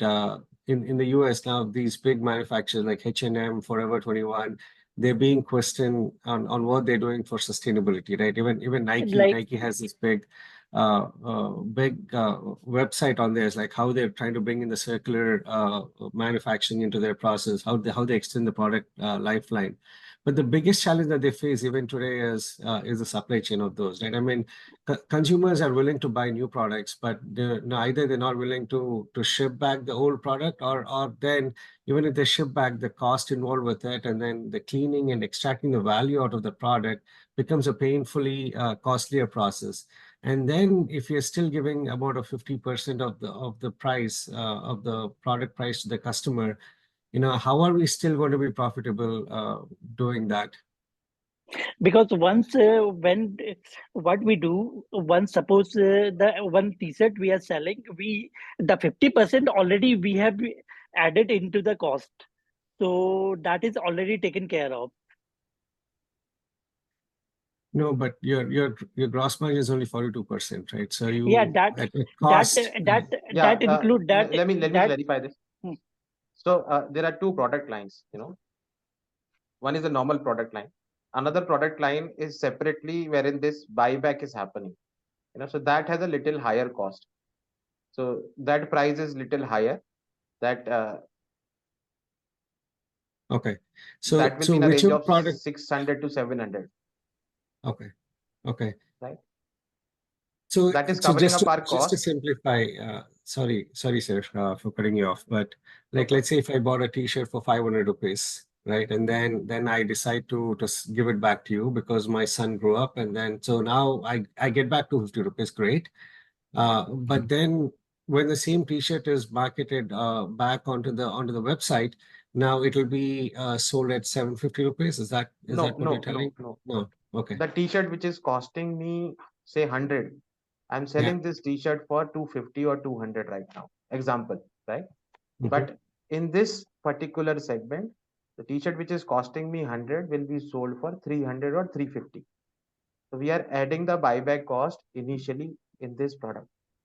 So this is Okay. the difference, right? So, Now, so not once every sorry, go no, ahead. Go ahead. Sorry. not every product. Yes, this is a separate product line, and we want to make it something to flaunt. Wherein ladies in the kitty parties should talk about that my son is my daughter is or my son is wearing a sustainable product, a pre-loved line. So it will become a fashion statement. So as of now, this is a fact on social media. If you do anything about sustainability, I learned about this when I posted about one person who dropped 1 million seeds, through para jumping. I got more than 100,000 likes on that particular post. So people, and then I did a lot of research. People are really promoting sustainability now. They like it, so it will become something to flaunt. and there is no competitor as of now. This is a unique thought that came into my mind. I shared it with Ritesh ji, and we thought that we will execute it as soon as possible. So this is how it is organized. And about the reverse pickup, this particular system is already available in the market. Like when you return the product in India, it is using the same reverse pickup technology. The same courier comes back, and from Delhi to, say, typically Hyderabad or Chennai, if you are doing it in good volumes, it will come to 45-50 rupees maximum, not more than that. And I'm talking about fast shipping here, that comes back in 2 to 3 days. So this is what is already there. We don't have to do anything extra for this. This particular thing is available here, because the shipping cost is around 40-50 rupees. Then the customer has to bear the shipping cost. Obviously they are getting a coupon also, and they are getting something which is good. Even there are websites wherein you donate money, they grow trees in your name. I have done that myself. This gives us a sense of good feeling, sense of pride that we are doing something for the environment. So even if it is expensive, I'm sure people will be doing. Okay. But on the sustainability side, I think like I was telling, big brands are already doing it, and they will catch up, right? I mean, like I said, Definitely. Nike has been in this turmoil since 80s or even 90s, right? Where athletes said they will not use, university athletes said they'll not use Nike shoes because they saw the internet picture of a small kid making the ball, the soccer ball, that went onto the internet, and they said all the university students said we don't want to use Nike shoes anymore. So sustainability is very high, and it's not only at the first level supplier, right? They go to second level and third layer supplier and make sure that the working conditions of those suppliers are all there for these big brands sitting in the US and sourcing from China and India. But yeah, I think I'm very curious to see the financials, and then yeah. But thank you. Even the innovation is there in the fabric. So out of three threads, one thread is of banana peel or orange peel cloth. So Yeah. that saves a lot of resources for the environment. We are working on saving water also. So lot of, because we are very much conscious and aware about these things, we are already working. And to be honest, as a entrepreneur side, there are a lot of grants available for these sustainability startups. Out of three investments that happened in US, one investment was there for sustainability.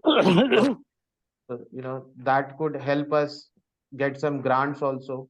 uh, and that's all. So if you can say, it's also a commercial objective behind this, and obviously a social, not 100% social, because obviously we are a business, we have to make money, we Yeah. have to give returns to the investors.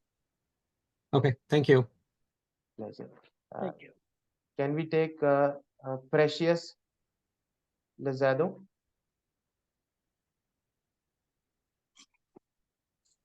Yeah, hi. Hi.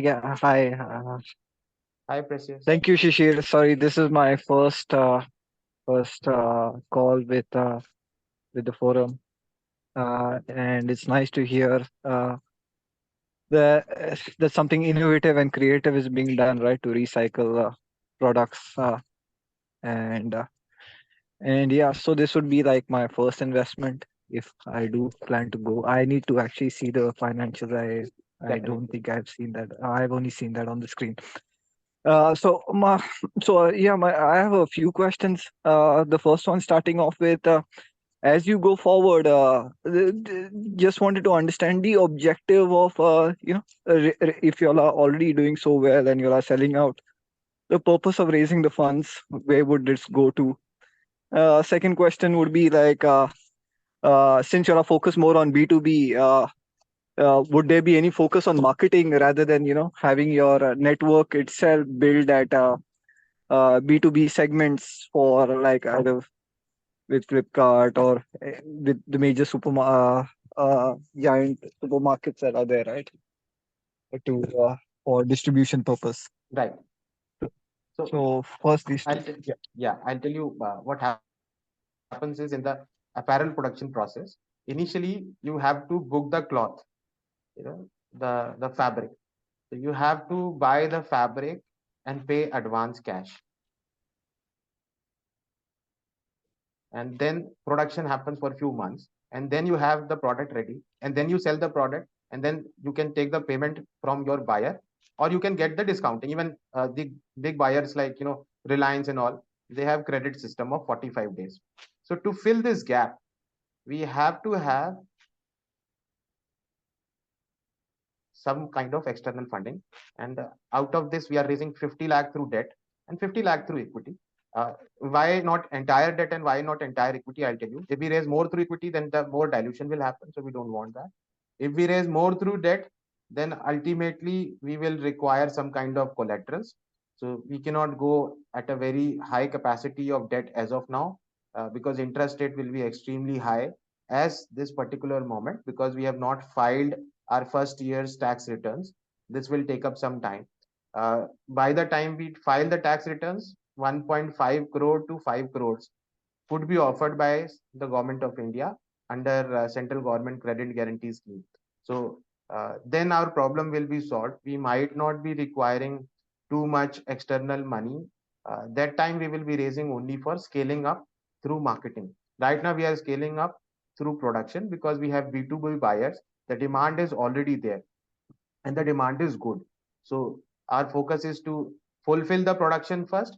Once everything is streamlined, then we will start the distribution network. And that is a particularly cash and carry model, wherein the distributors pay you advance, then you supply the material. You don't have to supply the material on credit. So that's how this has been planned. And then this product will be sold two types of distribution. For apparel, there will be another distributor. For FMCG, there will be a different distributors. Both the distributors will be working in the same town, and but in a different segment. Okay, my next question is, would, given the market conditions, is it good to expose to debt financing because given the interest rates are high, or credit financing would be like much cheaper, right? There are no other options. Yeah, so we will be approaching RXIL, which is the trades exchange. This exchange provides bill discounting, but that bill discounting happens only when you have a e-way bill ready. That means your material has been dispatched. So that time that interest rate will be very less. That is 6% to 14% per annum, and for the period of 45 days only we have to pay that interest, because after that our money is coming. For big basket, we have got already a third party is there. They are ready to discount our bill of big basket for 1 to 1.5%. So if we get money at 1.5% also, then also we are making good return, because we get cash discount CD from the suppliers, which is anywhere between 2.5 to 3.5%. So if Yeah, we are correct. So that makes more sense from rather than going into debt financing yeah. completely, right? In terms of So loans. right now only our focus is to book the orders. We are not making the entire payment through our funds. We are just booking the orders so that the production gets ready. Okay, and I know you have a very good network, Shishir. Any reason why you're raising it through your network itself, through startup, through your network, rather than going to venture capitalists or angel investors? So if I go Any to specific? some other network, won't they ask me why don't you raise from your own network first? So that's that's So true. That's true. So Yeah. first I'll raise from my own network, then I'll go to others. Many of my friends will be happy to participate. And this is on the basis of numbers only, not because of relationship. Uh, No, no, exactly, thanks. exactly. So it's if it's a more viable, you'll get the really big investors, right? So you don't have to go to 50 people where you can just go to two people. Yeah. So that So, was the and here also we are not raising too much. Total equity raise is 50 lakhs, out of which we are targeting only 25 to 30 max as of now. And rest will be raised in another tranche later on. So depends if uh, because I think 25 to 30 lakh will be enough as of now to fulfill our all the needs. As we go forward for more demand, we might raise 20 lakh more. That's it. And maybe we can switch, we can stop the equity funding, raise more debt. Depends. But as of now, we will be taking 25, 30 around maximum. Okay, and would you mind sharing those terms of equity funding? Because I'd like to take a look. I don't think I've seen that.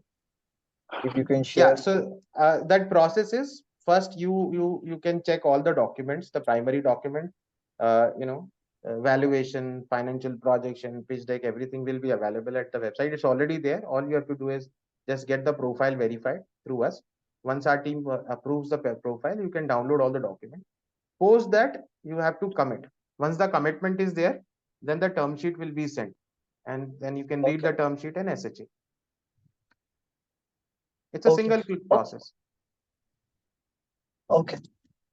Fine. One last question. I know you said you have already got pre-orders for 1,500 kgs for tea, but at the same Around time you said 10,000 that, and yeah, 10,000 kgs now.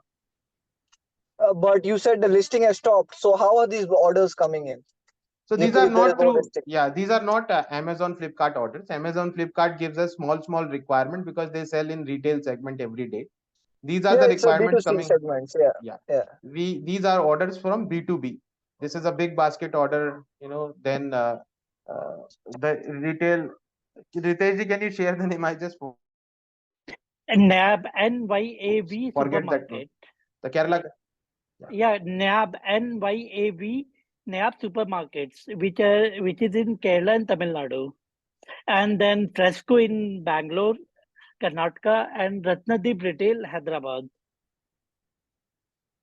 Okay, so basically, if you're taking orders already, that means you have a stock. That means you have stock in hand or stock anticipated stock. No. The delivery time period we get around 30 days because they know ki, this quantities we have to manufacture. Because tea is a thing where whatever the plantation or the farmers manufacture, it all goes to the auction. From auction, we have to purchase. Okay, yes, correct. From the auction based on the auction price. But then Yeah. how are you matching up the auction price to your delivery price? Because you have already fixed that, right?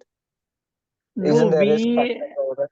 No, we have almost around 4 or 5 tea estates in Bengal where we have a tie-up with them, and whatever quantity we require, this the prices are almost fixed. The fluctuation is hardly about 50 paisa to 1 rupee, if at all, Okay, per so you have kg. already have commitment from the gardens Yes, to yes, yes. deliver. Those are those gardens are from our own circle only. Okay. Those are my classmates. My classmates. Okay, so as you go forward, I'm sure you will have commercial agreements already signed up with them, even if you know them personally, you Yes, still have the yes. agreement Vendor getting agreements, done, the vendor agreements from the buyer side as well as the seller side right? Okay. to safeguard our Okay. interest. Yeah, and everything is on PO basis and PI No, basis. absolutely. Okay. All right. Okay. Thank you. Can we take Rennie Matthew? Hey, hi everyone. Uh, Thank you, founders, for giving us such a lovely pitch and a lot of information with there. My only questions to the founders is that where is the focus area right now? Are we focusing on wearables, okay, or on the FMCG product? Because in the pitch somewhere I have seen it that you have a vision that somewhere you will be opening a a shop in the Paris, okay, but nothing I've seen it on the FMGC product. Okay, so what is the focus area? And I see that Ritesh is having a lot of experience in wearable products. Okay, so can't we focus on those areas, especially and go on further? So Ritesh has both expertise, and he can speak Bangla. Both these, productions are happening from his areas, his connections. So that is something which is parallelly going on, and in tea especially, all you need is the connections. So that is there. We don't have to do any marketing efforts as of now, but obviously when we go for those marketing efforts, there my expertise of marketing will come handy. So we as a team we are doing it. I'm sure Ritesh ji would have something to add. So you can add, Ritesh ji.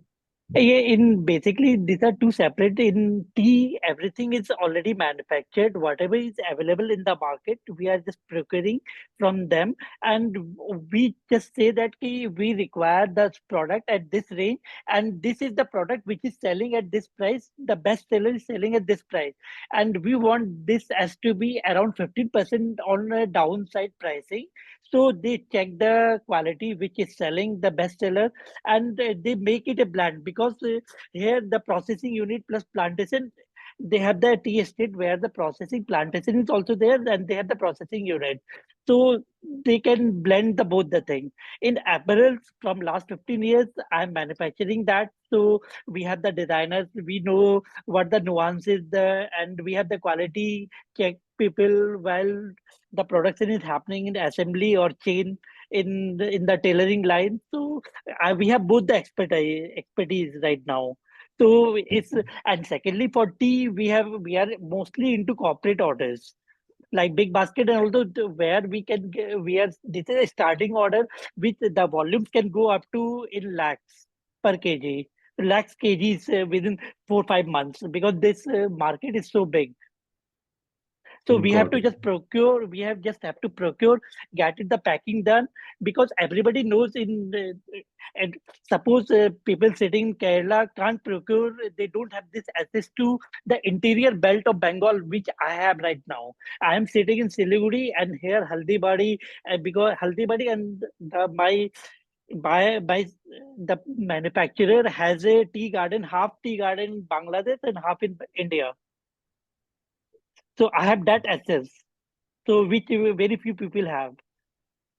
Got it. Okay. So that said that, in future, you may add further more, products as well in the FMGC. Okay. But it is still, I mean, if something happened, let's say, you have a lot of other competitors and all, right? Okay.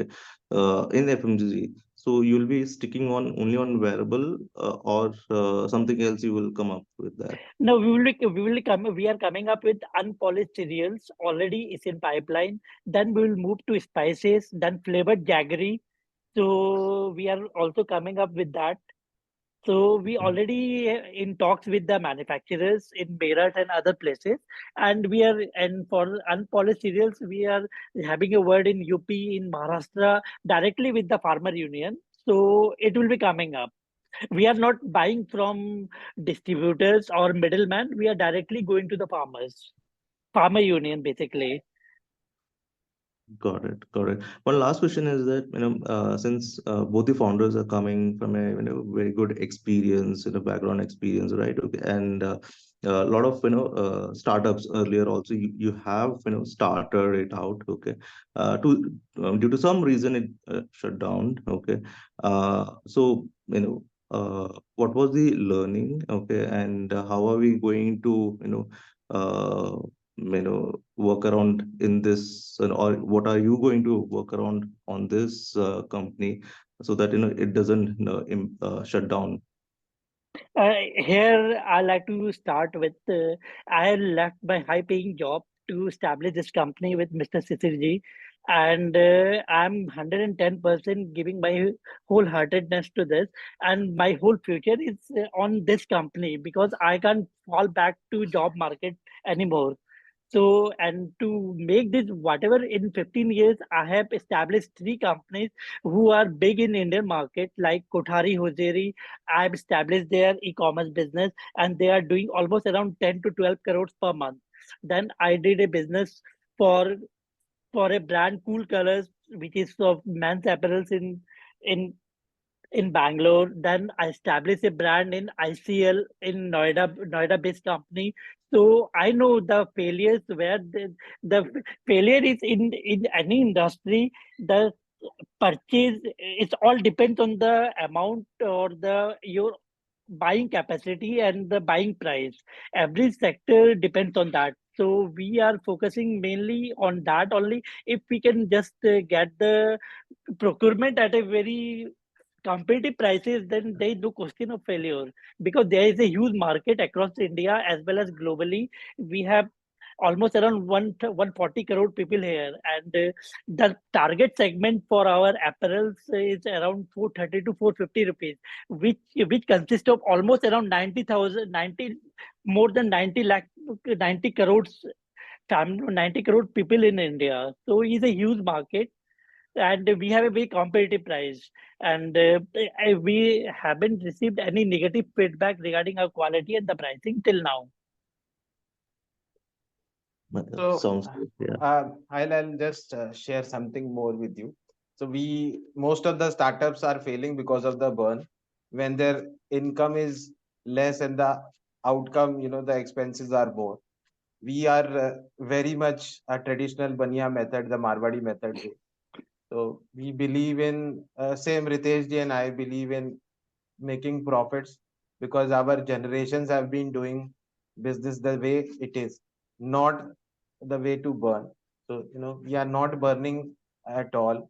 We are very frugal, and we don't do any kind of show offs and all. No parties, nothing.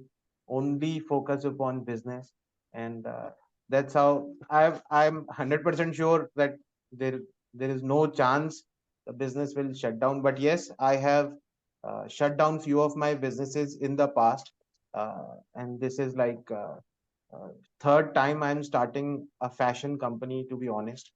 First time it was pure online. The model was different. It failed because I had no funds, no connections, no experience. So entire combination was bad. Second time when I started, somebody called Fly Sona from Pakistan hacked the website and sent abusive words to all my buyers. So that was another learning. And people were replying to me with abusive language from all across the world. And then I learned that how security matters. Thankfully, I have spent good time in technology, especially in coding. So I understand these kind of things do happen. But to be honest, this business is more inclined towards the brick and mortar model. Generally, what happens is, and I'll give you this thought also. So, uh, if you see any company in online model which is very big, it will be rare. But if you see companies which are doing offline, online makes more of offline. We have lot many big companies. So it says it's obvious that traditional method is good, and we all know if you depend entirely upon Amazon and Flipkarts, this will be a big challenge going further, because there you are competing not with other manufacturers or brands. You are competing with Amazon and Flipkart both. They have their own brands, and they can do whatever they want. So that's how it's very much important to focus on offline. And thankfully, we have tried selling all of our products, not just one, all of our products offline. We have sold jeans, uh, you know, uh, almost every product, every piece is sold out offline. We have sold winter wear, we have sold t-shirts, and we are getting repeat orders. We have sold tea in offline, and we are getting a lot of repeat orders. And offline businesses are 100% sustainable. If you are profitable, definitely this will go long.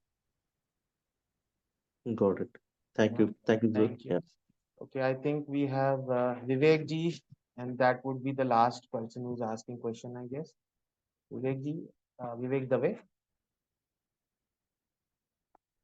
Hi, thank you for having me here. So, a lot of people covered a lot of questions for me, so that's awesome. So, I would just have like few questions to close this off. So, do you guys have like plan of owning an operating plant, as in a manufacturing plant in future, or is it always going to be sourcing it from outside?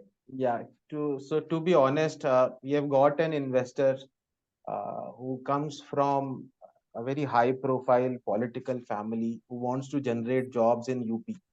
I cannot share the exact region, but Mm-hmm. that investor is interested in putting in funds for a manufacturing facility. So that facility they want us to operate, and we can be our own buyer also. That means it would be our backward integration. They just want Mm-hmm. some profit share, which is a very nominal one. So that could happen after elections. In case this does not happen, then we will not be backward integrating as of now for next 2 to 3 years. Once we have a large scale, then we will invest some money in manufacturing, because we cannot focus on both the sides. It becomes difficult. But if an investor is investing and giving us resources, then it becomes an easy win for us. Plus, we have some demand from other companies to buy the stocks directly, so we can share the orders. We can have our own production, and we can produce for other companies as well. So that is there in the plan, which is already going on. They're waiting for the elections to happen. Once the central government elections finish up, then they will be having time and resources and right kind of mindset to take a decision. As of now, from their side it is confirmed, but we have to wait till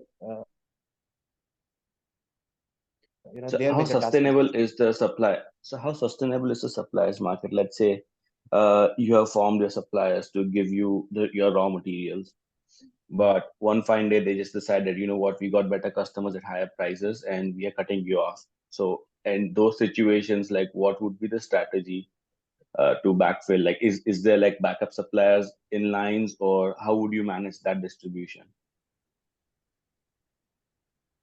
Ritesh ji, that should be your Yeah, answer. yeah. Basically, in apparels manufacturing as well as in tea processing plants, there are hundreds and hundreds of factories across India.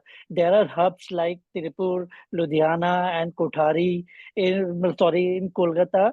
So we know a lot of suppliers, and every factory has to run, and they are not doing any charity to us. They are not doing any charity to us. Whatever their production cost, they are taking 15% margin from us on the open costing. So we are giving them that 15% margin. So there is no question of shutting us out, because they have a wherever we are getting the manufacturing done, they have more than 500 machines, tailoring machines there, and or their monthly capacity is almost around 7.5 lakh pieces to generate. So we are working with them. And for tea, there are almost around thousands of gardens across Assam and West Bengal. So there is no scarcity of getting us out from the market. Okay. Uh, you mentioned in one of your comments that your current operating cost is around 10 to 11%, and you plan to reduce it to 3 to 5% down. Uh, so my only question over there is like, what does that mean?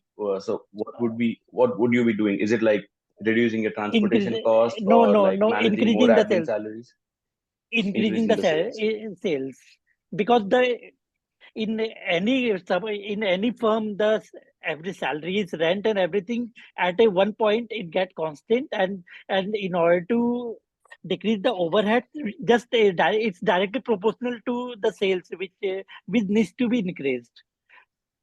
Suppose my cost expenditure is 1 lakh rupees and I'm doing 5 lakh rupees of sales, that comes around 20%. If my sale increases to 20 lakh rupees for 1 lakh expenditures, it comes to around 2%, 3%. So it just goes like that. So what does that quantify, or quantify in Indian rupee or percentage wise in your sales growth, in order to reduce your operating cost that significantly? And is there like a We timeline for that, or Yes, yes. We did 22 lakhs, and within 5 to 6 months, we are targeting almost around 1.5 crore rupees of sales, because we have a tie-up with big supermarkets like Big Basket and all those. From there, we are estimating its turnover of almost around 1.25 CR from them. okay? So as of now, what would be your current capital investment so far for this industry? Like, how would you quantify your? I get it. There's one thing having contracts with the customers and your valuation would increase based on those orders. But what is your actual physical capital investment so far to quantify your company's valuation? We got a loan of 20 lakh rupees from startup lanes, and we are working on that. And in ours, we get credits from the manufacturers, so we are just using that line as of now. Yeah, I get that that's your liquidity, but So what would valuation be like yeah, your valuation yeah? I explained earlier in this session only. So probably we'll be sharing the recorded video. It's a session that took around half an hour. So that valuation Okay, is explained in deep, okay, sounds good. So right? is there like any plan? So the recording would also have your plans Yeah, for like future definitely. capex projects and stuff like that, right? Yes, yes. Yeah. So sorry, I joined a little late in this conference. Yeah, I just so had a newborn and yeah, I'm in so it's Canada, so a lot of time yeah. difference. So actually, we had a session in morning. Around 70 investors joined that time. So that Okay. was also a detailed session. We'll combine both the recordings morning, evening, and that will be available at Startup Lane's website. So we'll send you that recording. It will be uploaded at our YouTube channel. So everything would be explained, the valuation, the financial projections, and how the exit would be there. Okay. No, that's the only questions I had. Great, great, great. Thank you Thanks. so much, and thank you everyone. It is a good time with you. We have spent two invested in fact 2 hours. Thank you for joining. Uh, please put in your commitments after you download the documents, and we'll see you in the next demo day. Thank you. Take care. Bye. Excuse me. Hello. Yeah. Yeah. Yeah, I had asked some questions in the chat. Oh, I'm sorry. I missed out. Do you want me to ask or should Yeah, you can ask, please. Yeah, all right. So, do you have any patents or trademarks or IPR? Yeah, that has been filed. So Okay. it takes a lot of time. Uh-huh. So the process is on. We have got Okay. objection on the trademark, but we have answered them. So it takes time. We have already filed 2 categories All right. for FMCG and apparel both. Okay, fine. My second question is, are there any potential challenges or risks in the supply chain? No. I don't think so. Like previous person was also asking, about the same. No, there is no challenges in supply chain, because what we have in plan in future, that we want to have our own setup of manufacturing of apparels unit, as well as we want to procure a tea gardens. Mm-hmm. So that we have in our plans.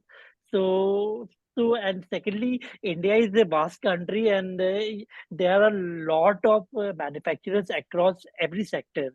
Mm-hmm. So, and for tea, there are two big states, Bengal and Assam, totally dependent on tea manufacturing and plantations. Then for apparel manufacturing, there are three big hubs: Ludhiana, Tirupur, and Kolkata. Like H&M is getting everything. Their t-shirt, the round neck t-shirts, the solids, they are getting all manufactured from Tirupur. So that factory we are getting manufactured from them also. So there is no dearth of factories across India for our, and the supply chain wouldn't be interrupted. Okay, great.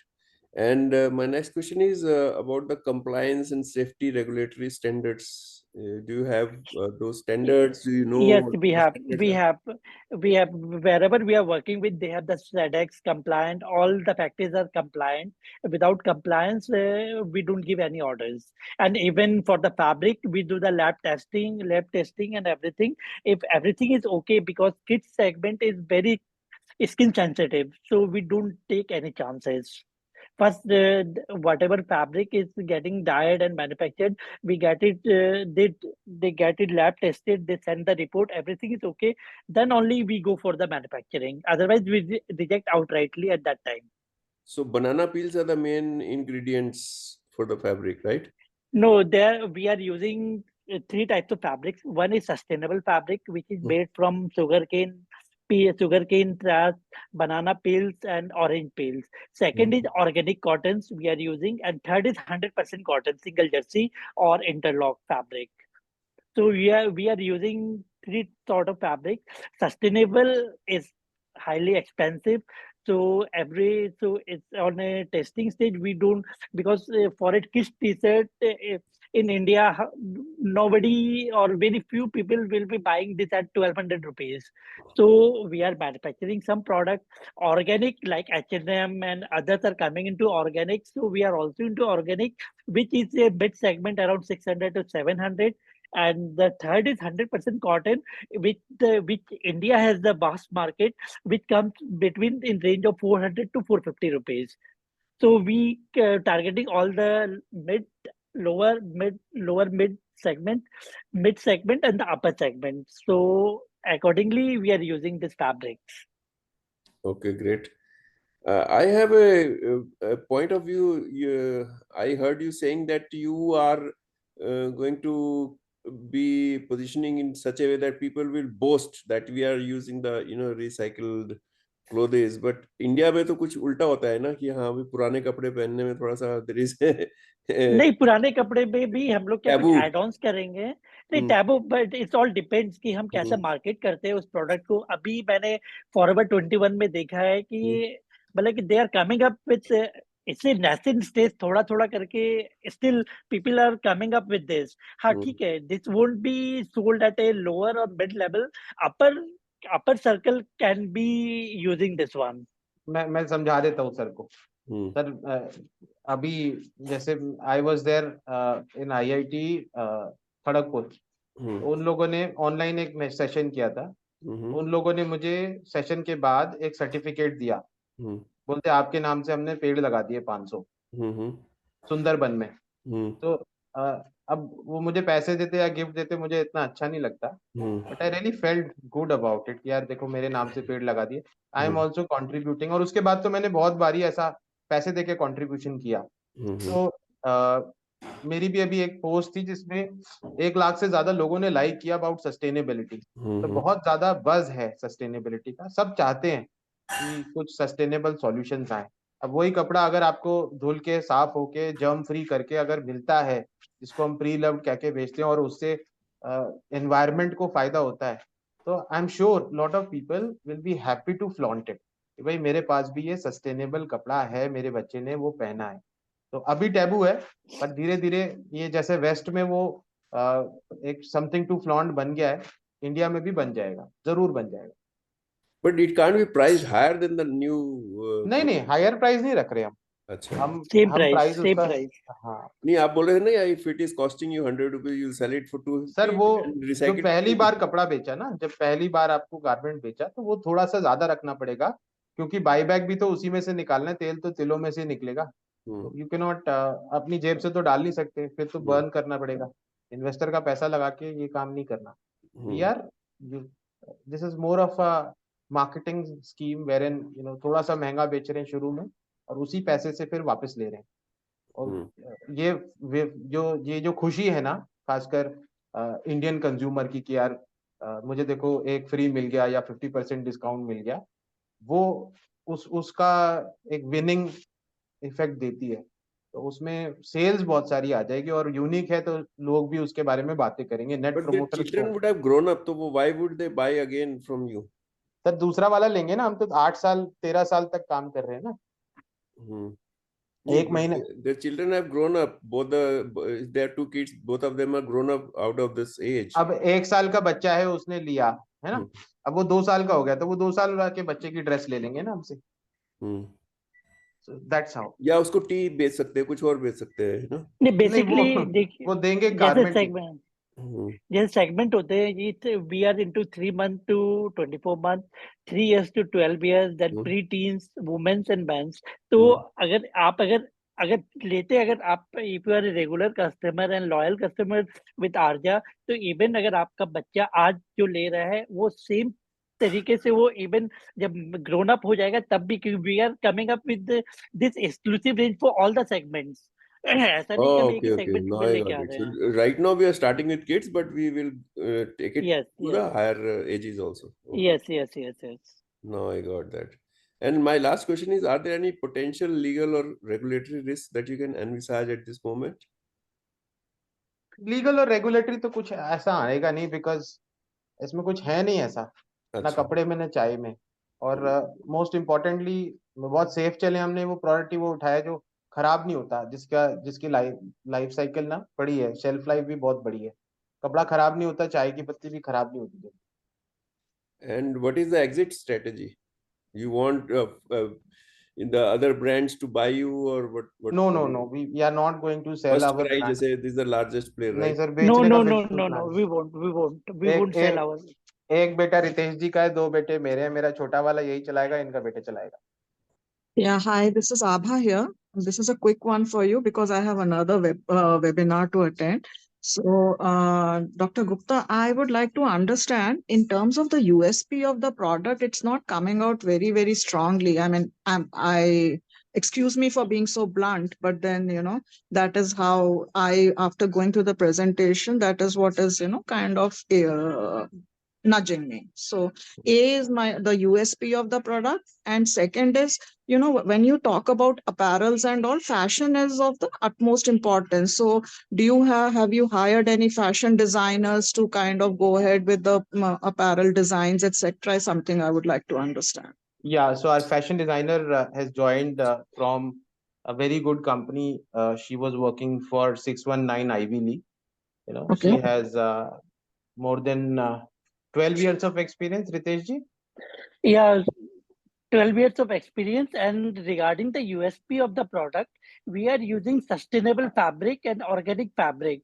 Sustainable fabric is when the cotton is plucked, at that time there is a inbound 2 threads of cotton and 1 thread of orange peel oblique banana peel. These are amalgamated together. So this is we are the one of the few companies in India which are doing this sustainable fabric. And organic cotton, 100% organic cotton, hardly anyone is doing because it's too expensive. But we are ready to do that. Plus, we are doing the 100% cotton single jersey or interlock fabric, which are being dyed in Kolkata, which is far more expensive than Tirupur and Ludhiana. And we are doing and we are competing with the Tirupur rates and we have our own designers who just follows the Paris fashion. So like this year's palette color is peach color. So all the designs and everything will be made in peach color. So we are following that. So we are. Another question, Ritesh ji, that where are your works? I mean, is it an outsourced agreement as of now, are you into manufacturing yourself? Is something again I would like to We are understand. Ritesh, one moment. May I complete the last question, because you missed out one thing, and we are the only one who's buying back the used clothes. So we are, yeah, we are buying back, because in kids what happens is every 3 months, 4 months, this garment will become useless, right? If Okay. only kid you have. So we are taking back for 50%. Oh. Yeah, and we are washing it again and selling it as a pre-loved clothing line. So this is Yes. something Sorry, I missed out on that. pre-loved clothing line. What is that? Pre-loved? Pre-loved means somebody has used it. So Okay. yeah. So people who want to, and sustainability activists, this is wave is everywhere now, especially where I Right. stay in Goa. So people are happy to buy things which are helping the environment. Sustainability is very in right now. So Yes. we call it pre-loved, anything Okay. which is used already. Plus in tea segment, we are the only organization which is buying used tea. That means once you prepare your tea, after putting ginger and all, use it, don't throw it, just dry it, give it back to us. We will buy it at 5 rupees per kg, and we will utilize it for agriculture purpose. We are making manure out of it, and we have already got a pre-order of the manure at 55 rupees per kg. Yeah. So I think, Dr. Gupta, you'll have to excuse me. I have another webinar to attend. But however, your product is interesting. I'll go through the deck myself and then Thank probably. you. Yeah, Thank you thanks. so much for coming. My pleasure. My pleasure. Yeah. Anybody else has a question now? Yeah, Sushir, Prashant here. Hi, Prashant. How are you? Good, good. Thank you. Sushir, a couple of questions. Startup Lens is yours, and even Azra. Conflict of interest. One, how are you going to handle the conflict of interest? Because we as investors, we are looking at Startup Lens and Azra. Second question, your revenues of last uh, that you showed as 2 lakhs, which annually comes down to 24. And what would be your valuations if you look at it? It will be, how have you put up the valuations at 10 crores? At an hypothetical level, just look at it a very simple So question. revenue is 1 year down, 22.5 lakhs, not 2 lakhs. 22 per annum? 22.5 lakh per month. Per month. Still, Yeah. it becomes to 22.2 crores, and you're valuing it at almost like five times. So obviously, Eight times. 8 times. Yeah, at this early stage, we don't go by the times formula. Yeah, but then as an investor, as an angel investor, it is pretty high valued. Because just look at it an hypothetical thing. Like 1 year down the line, if first try approaches you to take it over, how are they going to value it? They are not going to value it at 10 crores.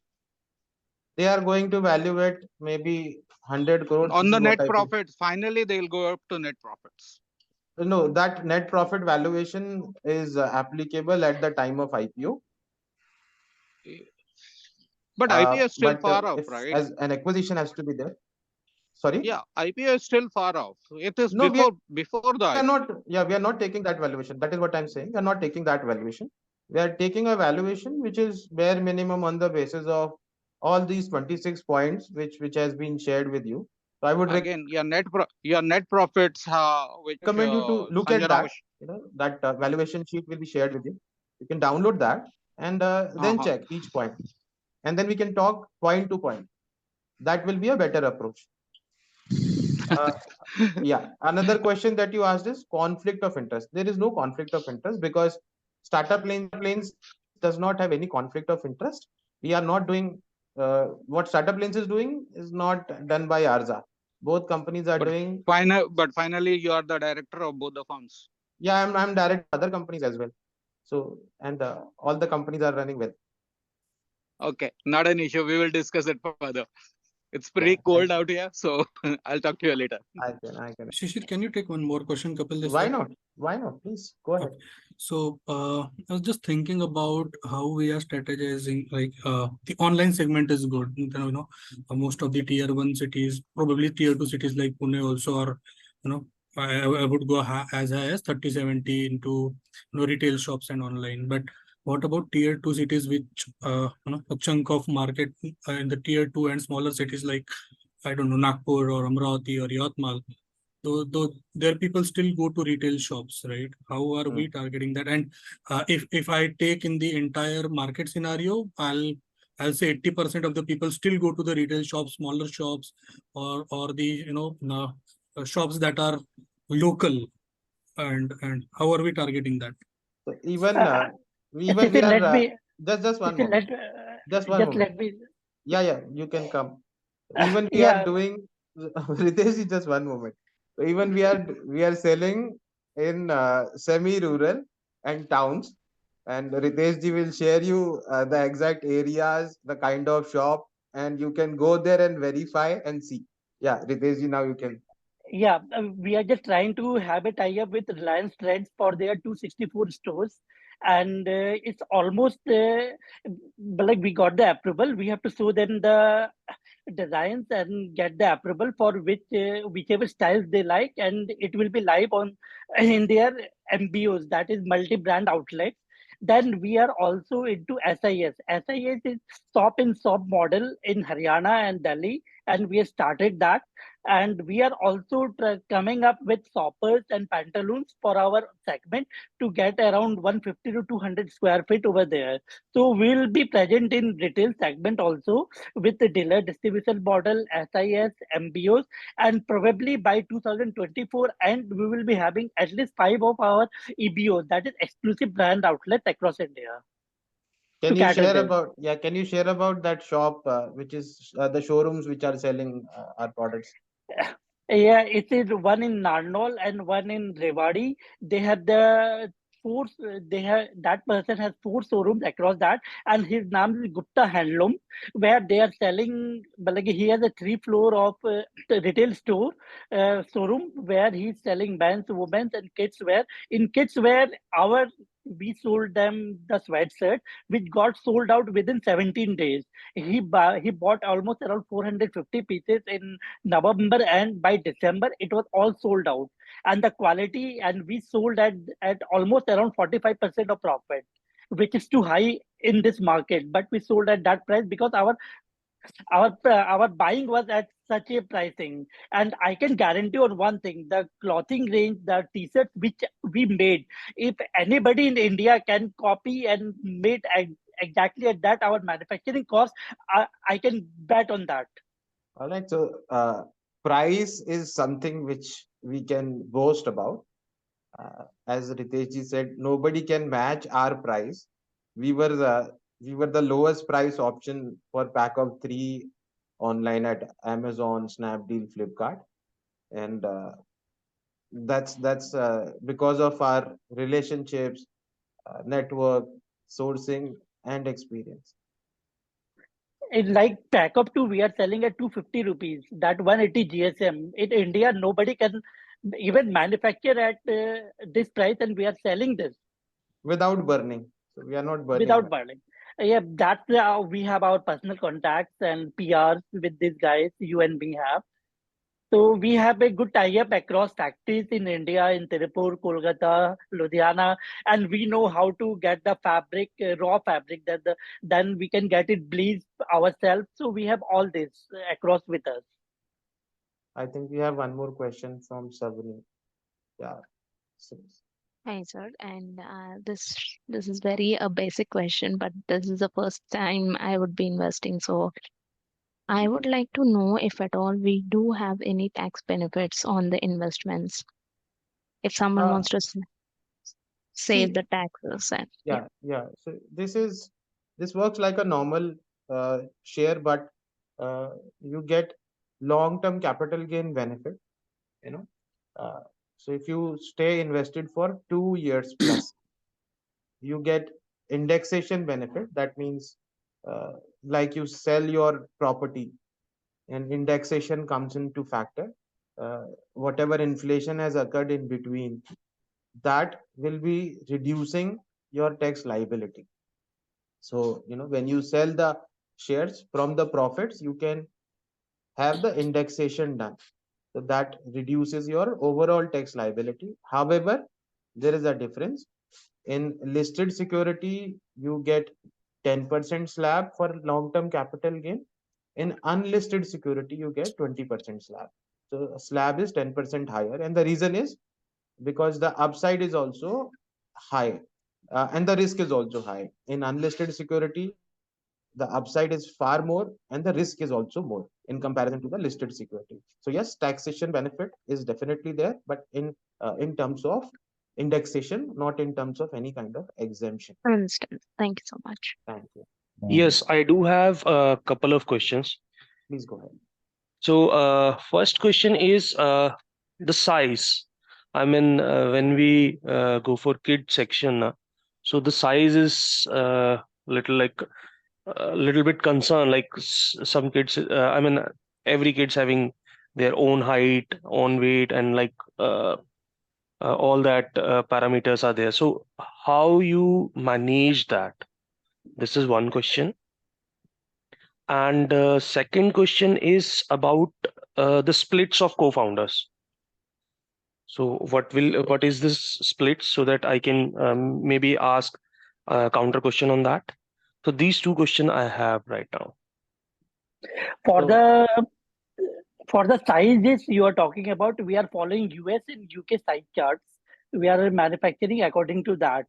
And secondly, we have come up with the buyback once the if the because we know in this market every child grows around within 3 to 6 months. So we are buying back at 50% prices if somebody is trying to give it back within 6 months. So we have that proposal. And regarding the founders, we have 50-50 split. Yeah, okay. Thank you. No further questions. Thank you. Thank you. Adesh ji. Hi, Shishi ji. Good afternoon. Good afternoon. Hi, Ritesh ji. Good afternoon. Good afternoon, sir. दो question था. एक तो I think on the valuation जो 1 year का timeline और time frame दिखाया गया, तो are we looking only 1 year time horizon की on the that excel sheet which you showed 1 year only, और we are actually looking on a long term for this investment? Long term. This is long term investment. 1 year. Most of the investors, generally ask, वे 1 साल बाद कितना पैसे बन जाएंगे मेरे share के. So this is the kind of question they used to ask. But let me clarify. So this investment comes with 24% appreciation through buyback assured. In case the company is not able to give good exit, then this could be the investors has an option to sell back the share to the company at a 25% minimum appreciation. So 1 lakh, if you invest, you get to 1,24,000 after 2 years if you're not able to get an exit opportunity. And this we generally do at startup lanes. We generally do this with all the startups so that investors don't get stuck. There are risk factors. If the company gets shut down, then obviously the money is gone, because at that time, if the company does not have any money to pay, then nothing could be done. But obviously these are the segments wherein the companies do not get shut down. रोटी कपड़ा मकान में मुश्किल ही होता है company shut down जाए. हाँ, मकान में भी हो सकता है एक बार को, पर रोटी कपड़ा में तो बहुत ही मुश्किल है अगर सही तरह से चल रहे हैं. कोई चीटिंग करे, फ्रॉड करे, तो उसका तो कोई कुछ नहीं कर सकता. So that is why generally might be a case, market खराब हुई, कोविड आया, कुछ भी हुआ, तो आपका पैसा नहीं फंसेगा, आप वापस दे सकते हो कंपनी को, and company will buy it back at 24% appreciation minimum, so that you get at least more than FD return. इतना तो हो जाएगा कि FD का 2x रिटर्न ऑलमोस्ट आ गया. एंड 2 years इसलिए किया है so that you get long term capital gain. दूसरी जगह से आपको टैक्स ज्यादा पड़ेगा, इसमें आपको 20% का टैक्स पड़ेगा with indexation benefit. So that is the case, but definitely we are targeting an IPO for sure. This has been a long cherished dream for 20-21 years. So it's not like ऐसा ही करने के लिए या acquire करवाने के लिए नहीं शुरू किया है. We want to take it to the stock market at a good valuation, and we want to go very very long. तो इसीलिए exit हो सकता है, because might be a possibility that we might raise another round and we'll offer some kind of exit opportunity, which is pretty possible. That moment एक साल के अंदर exit का opportunity आ सकती है. So that is why it is shown like that. But we have a very very long term objective. It's not like अगले 10-15 साल तक हम कुछ भी नहीं सोच रहे, सिर्फ लिस्ट करने का सोच रहे हैं. Yeah, this is what we are thinking about. Oh, so और इसी में एक और चीज ऐड करें तो हमारा जैसे अभी बिग बास्केट के साथ टाई अप हो गया, तो we just started this business with the BigBasket. And BigBasket का खाली एक टी का जो सेगमेंट है, और महीने में उनको करीबन 15 लाख केजी का रिक्वायरमेंट रहता है pan India. If we get अगर even 5% of that is almost around 75,000 kgs, and we are getting almost around 50 to 70%, 15 to 17% of profit in that. So it's a good money we are making out of it. In apparels में I am not selling anything below 30% of margin. मतलब खर्चा मेरा कोई खर्चा नहीं है, but we are selling at where minimum 30 to 35%, क्योंकि अपना परचेज जो है बहुत सस्ते में है. तो अभी अभी हम लोग सिर्फ just to ask follow question, so अभी सिर्फ हम लोग कॉन्ट्रैक्ट मैन्युफैक्चरिंग और कॉन्ट्रैक्ट सोर्सिंग सिर्फ फिलहाल कर रहे हैं, सो दैट ओवरहेड्स और अपना I would say costing extra जो एक्सपेंसेस है वो सब नहीं आ रहे हैं सप्लाई चेन में, दैट यू आर टेलिंग? इसमें क्या है, अभी मैंने टी के लिए एक वेस्ट बंगाल में मैंने एक टाई अप किया है, एक प्रोसेसिंग यूनिट प्लस टी के जो बागान होता है उसके लिए।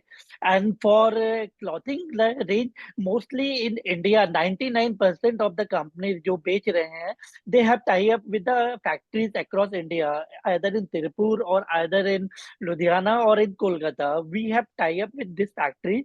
वहां पे क्या हम अपने डिजाइन देते हैं, दे हमें सैंपल्स बना के वो देते हैं, they give us the costing और उसके हिसाब से हम फाइनलाइज करते हैं। तो फ्यूचर में प्लान है to set up our own 100 machine unit, but it will take at least 6 months to 1 year. Understand. Okay. एक second question था Sisi ji.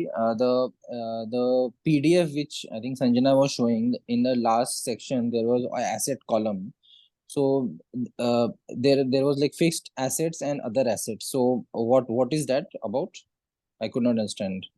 If you can fixed clarify. Assets के अंदर जो रैक्स हुआ या फ्लोरिंग बनवाया, बस वो फिक्स्ड एसेट्स हैं. Laptops Okay. and all those. Okay. हाँ, so these kind of fixed assets are there. इसमें मशीन तो कुछ जरूरी है नहीं. एंड जो स्टॉक है वो आपका रोटेटिंग एसेट है, जो कैश पड़ा है वो current Okay. And asset is को there, लिया है. So that is a understand? rotating asset. Understand. Last question is there any pledge done when you co-founded this particular company by both the co-founders? Any pledge of money or like No. assets? Okay. Nothing. Only we have got a no security, no mortgage credit line from InCred through Amazon. So there is no pledge. जो भी है वो credit line से पैसा आएगा. And we are going to go to bill discounting method because ये बड़े buyers हैं. Amazon, अगर हम बात करें तो big basket, Ajio, these are big buyers. So we can get a good price, good rate of interest for bill discounting. So no need to fund the stock capital. कुछ करने की जरूरत नहीं है ज्यादा. बड़े बायर की वजह से वो अच्छे रेट पे पैसा मिल जाएगा just to supply them. So that 45 days credit period will be covered up through that. So and while we go distributor network, that is a cash and carry method. Distributor बनाते हैं तो उसको उधार नहीं देगा. And Reliance Trends wala, and if we go up with the Reliance Trends, that's an outright model. So we get the payment in 45 days. Understand. Okay. Thank you, Ritesh ji. Thank you, Sisi ji. Yeah, thanks. Thank you. So then we can take Aditya Ruta. Hi, can you hear me, Shishir? Hi. Yeah, hi. Hi, Shishir. Hi, Ritesh ji. Thanks for the session. I have two questions. One is this is a first for me, which is basically the brand name Arza, and it's actually having two categories, two very different categories, clothing and tea, which is beverages, or you can consider it as FMCG. And they are both under the same brand name. So first question is on the revenue share, basically current revenue share between the two categories. What's the split? And the second question is a bit long term. In the long term, do both the categories will be growing under the same brand name? And will people consider like what will Arza be known for? Like, will it be known for tea? Will it be known for apparels? Can it be known for both? Like, that's something which I have not heard of before. I mean, two very different categories growing under the same brand name. So Tata is a very good example, and we follow the footsteps of Tata. Tata is into all. You have Tata Tea as well, and you have clothing line of Tata. But yes, the brand name is different. Right. That's what I was going to. Yeah. But we want to go ahead with the same brand, and other products are also in pipeline, like perfume, room spray, shoes, apparels, in terms of hats, sunglasses. But we are going to do one category at a time, not everything together. Brand, yes, it will be same Arza, and that's what a true lifestyle brand should be. That if you get into any category, it will be. Plus in FMCG, we want to scale up to spices, pulses. but later on, not because once you have these B2B buyers established, you don't have to do much. All we have to do is procurement because buyer is already there. If your B2B buyer is ready to buy, then we can utilize the same level of relationship to procure more goods. So technically, we don't have to spend much, because this B2B market, all we have to do is discovery of the product through our relationship. Like we were able to procure rice, very good quality at a very good price. Same goes for tea. The branded tea, I will not like to name the competitor, but the branded Okay. tea is selling for, 2x of our price minimum. 4x, Same 4x, quality. 4x. So the big brand is 4x and small brand is like minimum 2x, even if it is a local brand. So because of some existing relationship, we managed to get credit as well and a good price. So that is the unfair advantage, I would say. Got it. Got it. And actually, my first question, which is the split between the two categories right now. Yeah, Ritesh ji, can you It's elaborate? 40% is apparels and 60% is FMCG because we got a huge order of tea, 8,500 kgs. So as of now, but going forward, it would be around 50-50 because our new range is coming in January, the entire clothing range. Got it. Thank you. And Thank you so much. we are live with jeans and few more categories like frocks and all those are in pipelines, which will be live and will be uploaded within this month. All right. So actually, one follow-up question. So since these are the first two categories you started with, in the long term, the majority share is going to remain of these two, or will it again equalize when you keep on adding new categories? Any vision on that? Basic. Technically, see, what I feel is depends upon the time and the moment. If we are getting better opportunity in tea, definitely we'll scale up there. But if we get better opportunity in apparels, we'll go there. So I'll tell you why we started this. The plan was to go with tea later on, not right now. But because we are getting credit, because the same relationship could be used, and because we want to enter into big basket and all where the payments are faster and secure. So we thought at least start with one category so that later we can just add products. So it will be easier. But I don't know. Even Ritesh won't be knowing which category will do better for us, because maybe what I feel is the ticket sizes of spices could be bigger. The range is bigger. So that could be there in case we after Kidswear we'll be launching women's wear. In women's wear we might get more volumes and more sales, because ultimately that's also a big segment. So I'll share one untold thing about Arza. So we have been guided by the e-com companies, because majority of their senior level staff is at a friendship level with Ritesh. So they tell us which product to launch at what price to launch, and that's working well. So that is why, and they have given us the right kind of guidance. Plus, I will not hide this fact also that we are getting free ads from the e-com companies because of the relationship. We just want to support us. They get some free ads internally, and they are helping, and that is saving a lot of money. Plus lot of like even the employees of e-com companies, I will not name the company, they are buying our goods, our products for their own personal use. So that shows the level of confidence. Got it. Got it. Got it. Thank you so much. Thank you so much. Yeah, thank you. Then we have Manikant as well. Yeah, hello, sir. Yeah, Manikant. My question is for Ritesh ji, and you are invested in other ventures as well. So is he totally invested in this on, or he has other ventures as well? No, No, I'm Ritesh ji is full time. He's the CEO. He's taking it whole soul, fully dedicated. Plus, let me tell you, he has not shared so humble. He has involved his family. They are not taking salary. Nobody's taking salary. Family members are, packing, doing things. Lot of, uh, we have not paid for warehouse. We are using warehouse of his in-laws. So a lot of this shows a lot of contribution. सब कुछ घर से लगाया हुआ है. No, nothing is being charged for. So that is the dedication. And full time we talk every day, morning, evening.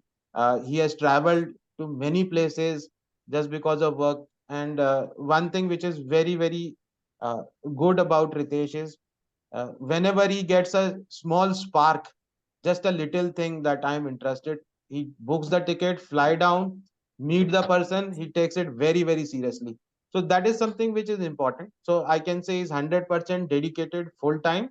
uh, and yes, he's the CEO. So I am into mostly the advisory, and I have taken the CFO role. So my job is more of to help the company scale up in terms of finance.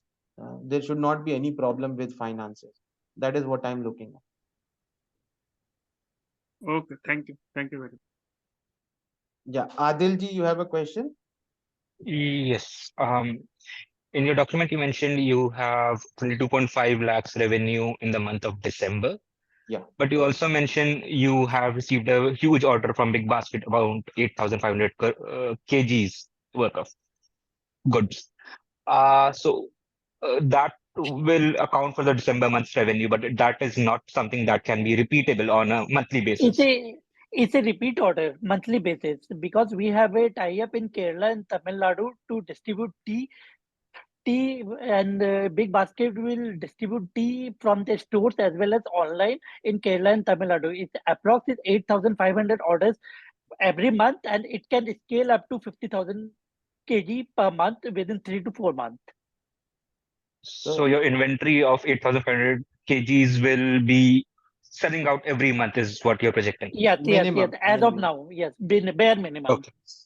Actually, I and Ritesh were afraid of getting more orders. So we have stopped discussing with other companies because Blinkit is what Blinkit and Swiggy Instamart was almost done, but as we discussed now, okay, we just stopped it out because there's a limited capacity in terms of the funds. We cannot take orders, keep on taking orders, and delay their production or supply. This will add up to a bad name. So that is why we are not talking to other companies. But I'm 100% sure that if we push Blinkit, they will also provide us Zepto. They will also provide, because these companies, they want to compete with their competitors. If they see that this product is selling well there, they will also offer. Same goes for Amazon, Flipkart, Snapdeal, and all. One category which is doing well at one particular platform, others automatically approach them. So once we get more capital in rotation, we just don't want to go blindly. We want to test everything slowly and gradually, so that we are capable of packing this much of amount of material, procuring. So we'll go in an organic way. We might have we've got like order for 3 lakh rupees per store from one supermart like Max Spark, right? So they were giving us 3 lakh per store order for their 300 stores, which we were not capable of doing, because that means 9 crore worth of order per month, and 60 days credit. So like three cycles have to be taken care of. That comes out to be 27 crores. So we are staying away from such kind of orders right now. But later on, these companies are happy to provide us orders because our pricing and quality, which obviously if you definitely use it yourself, you can understand. Else it will be less just like I am only speaking. This is the feedback we have got from these companies, Big Basket and all, that your quality is extremely well. They have given us a negative feedback also that your packing is pathetic. So we have changed the packing, because we were just trying, and now the packing, whatever guidelines they have given us, we are making the same kind of packing. I'm sure now it will be a perfect product. Another question based on the last answer that you last question that you answered. You mentioned a lot of the business or the operations of the business is driven by Ritesh ji's own family and warehouse and everything. That is, while at this scale, it may be sustainable. Overall, in future, you will have additional operational costs, so your profit margin will go down. No, so I'll tell you what happens is, while you have low volumes, it is always advisable to go frugal. When the volume increase, we will be making the warehouses near to the manufacturing setups. So it will save us a lot of cost. Plus, when your volume increases, you get better pricing. So and then when the cash flow increases, we will get cash discounts from the manufacturers, which is not available right now. So 3% upfront, we are going to get cash discount. So imagine if a company is doing 1 crore, 3 lakh extra income could be made just by providing them advances or on-time payments upfront. So that will improve with volumes going up. Right now, we wanted to test everything. We did not want to spend money on warehouses, but yes, we are taking one small warehouse setup and a packing setup at Siliguri, so that now we can pack the tea there and then. It's no point, wasting time and resources. Okay. And that was it. Thank you. Okay, sorry to interrupt, sir. Before we take up any more furthermore questions, I would like to explain the projections. Although you have already explained the logic behind every aspect, I will very quickly show a glimpse of the projections, and later on the investors can go through the sheet. Yeah, Sanjana, please go ahead quickly. I won't take much time. I'll take only 2-3 minutes because many things have already been explained by you. Okay, I hope my screen is visible. Yes, it is. Okay, so these are the financial projections of the company Arza, and if you can zoom in and see, it has been calculated. The total revenue has been calculated on the aspects of the customers received in the section of apparel and tea both. The total revenue is after calculating the customers which came for tea and revenue both. FMCG section is majorly focusing on tea right now because the orders for other products are quite low this time. So it's been focusing on tea. So as you can see, the total, these are the actual data provided by the founders and as cross-checked by the bank statement. These are the actual revenue numbers. And as mentioned in the previously, the revenue for the month of December was 22,50,000, and there was an immense increase in the revenue from the month of November and December. So we assume that for the upcoming months, the revenue growth rate can be somewhere around 19% for the apparel section and 17% for the FMCG section. Then talking about the expenses, as we told you that Arza is not burning much, but there are certain expenses which they have to incur, that is employee cost, office expenses, which includes rent, electricity and everything, and other miscellaneous expenses also. And legal and professional charges. Let me clarify here that legal and professional charges does not mean that they are they are facing some legal cases or something. This can also include some kind of agreements, some kind of legal consultation also. So the cost of goods sold is calculated from here, and other expenses like operating expenses. Currently, they are not having any operating expenses, and we expect this up to the month of March. But from the new financial year, that is 24-25, Arza can incur a monthly operating expense of around 40,000 every month till the month of September. Then we have website charges. Since Arza started generating revenue in the month of October itself, the website was developed by the November, and they started. Sorry, kindly keep yourselves on mute, please. Thank you. ठीक है, रहने देते हैं। Plate में थोड़ी नहीं छोड़े। Sorry for the inconvenience. So website charges, as I said, that Arza started generating revenue in the month of October. So by the end of November, the website was developed, and there were certain charges, that is the development, upgradation, and everything. For the month of November and December, it was 10,000 and 20,000. But from the month of January onwards, you can see that the website maintenance will be a fixed cost of 4,250 till the month of September. And since Arza has an organic growth currently, the team do not plan to spend very much on the promotions and SEO. However, if the organic sales to acquire more customers pan India, the Arza team can plan the promotions and SEO and start spending around starting from 1 lakh.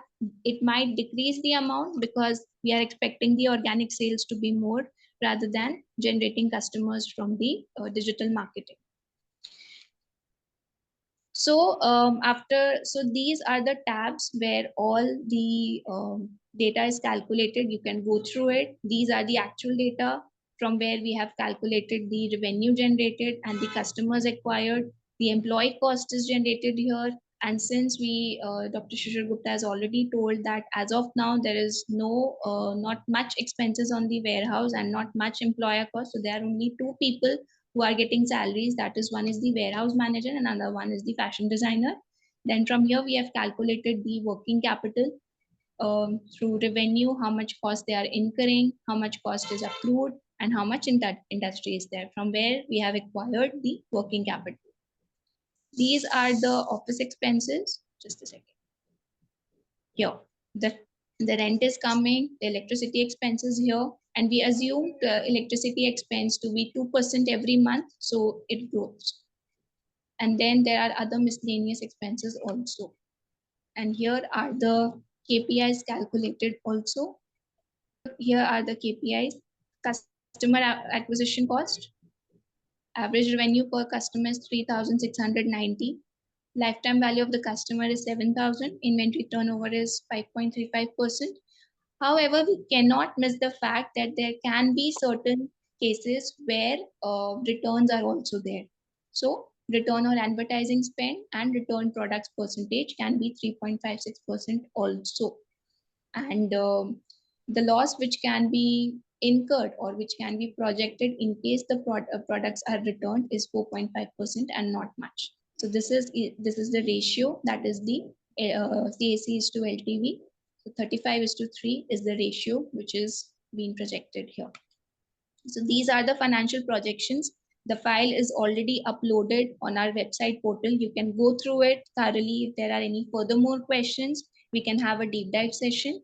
So, and the total funding required is 1 crore, and the Arza team is planning to cover up this total funding in 2 aspects. One, 50 lakhs from the equity investment and 50 lakhs through debt.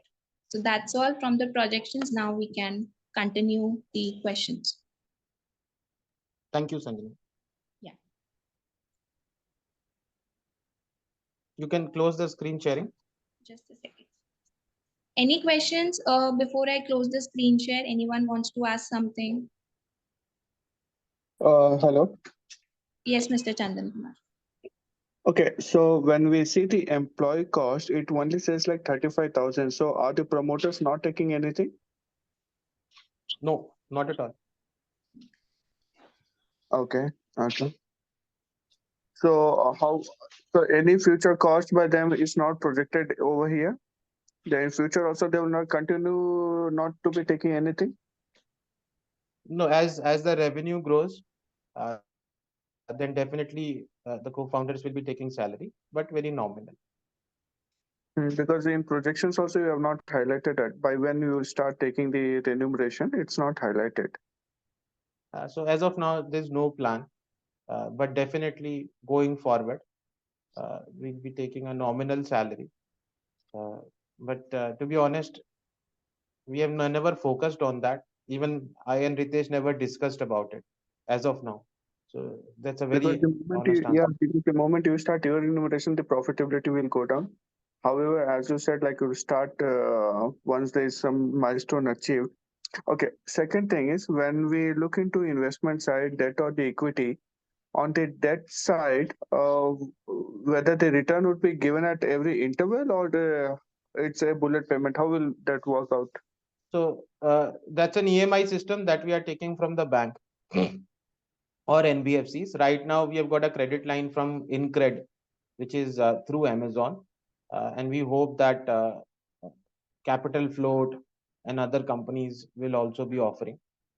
So once we have taken all these, loans, we will go for a loan repurchase through a bank after filing this March balance sheet. So we are waiting till that time. In July, we can go for central government credit guarantee scheme to fetch up to 1.5 crores, and then we can repay these loans. Right now, there's no loan except 20 lakh given by startup lanes. There is no other loan as of now. We just got a credit line, so we'll be utilizing that credit line as and when required. Fine. So if any individual, instead of going for equity, if they would prefer debt within a simple EMI, will that work or no? No, as of now, as per the laws in India, individuals cannot lend money to a company except if you become equity holder. So if you become an equity holder, then you can lend money to the company and we can discuss this. But you need to be an equity shareholder before that. Okay, the final question is, you are into two different verticals. Okay, one is apparels, lifestyle, and then other is the food and beverages. So what is the core expertise of Mr. Ritesh when it comes to tea or the pulses and the other thing on the operational side? Apparels. No, on the tea and the other like food and beverages. Basically, yeah, my expertise is that I have a good corporate tie-ups and like Big Basket and all those. We have to just show them the samples. If the sample is passed, we just get the orders. So I have to procure from Bengal, get it packed up, and just to send it to Kerala and Tamil Nadu. And rest is selling and everything is their part. So the operational things I'm already doing it right now for the tea, rice 1121 and Asmoli sugars. So, Mr. Ritesh, how do you hedge the prices? Because in commodities, the price fluctuates. Today you buy something, tomorrow it goes down. So, how do you hedge In that? in in tea is basically we procure from the government auctions, which happens in Bengal. A lot of areas are there, and I have a lot of friends and family members who are into tea gardens, who have a tea gardens in Bengal, lot of tea gardens. So I get that benefit from them. So price fluctuation is hardly 1 or 2 rupees per kg, not much more than that. So, but Mr. Ritesh, when you go for buying tea, it is not an auction. I believe you buy it via auction, right? No, I buy it from my family members and my friends who have a tea garden here directly from them. Not I'm not going into the auction, because going to the auction, the minimum requirement they require is minimum around 10,000 kgs, and we are not at that. If we go to auction, we might be saving almost 4-5 rupees more in that. Okay. Thank you. All right. Do we have other questions? Yes, sir. There is one question I've received on WhatsApp. Maybe the person has left the meeting. He wants to ask that the debt you are raising, it, what is the interest rate? So debt is coming from bank, and as of now, bank will offer a variable interest rate from say 12% to 18-20%, depending upon what kind of credit line and what will be helping us in future. We'll be taking that decision. Okay. Any Shishir, further hi. questions? Yeah. Shishir, hi. Adarsh here. So my question is, what is a target in a preloved product which is already used? You're saying target audience? Yeah. Same. If a kid wear is there, obviously we'll be targeting kids. We want to make it something to flaunt, an elite Maybe. fan. Yeah. So why I'm asking is, so this kids apparel, right? So none of the parents are ready to give a cloth which is already used by others, right? Even No, whether no. or the What we will, very what we rich. will, what we will be do, we'll be refurbishing the apparels which we'll be buying back. We'll get some embroidery done or something So like these a are add-ons. certified, yeah, these are certified washed and refurbished apparels, all germ free, and With this is few what add-ons. With this is few what, add-ons. yeah, correct. This is what we are trying to make, something to flaunt, wherein in kitty parties, ladies should talk that I have bought this pre-loved cloth, because this is something that gives you appreciation in the society, because you are contributing to the environment.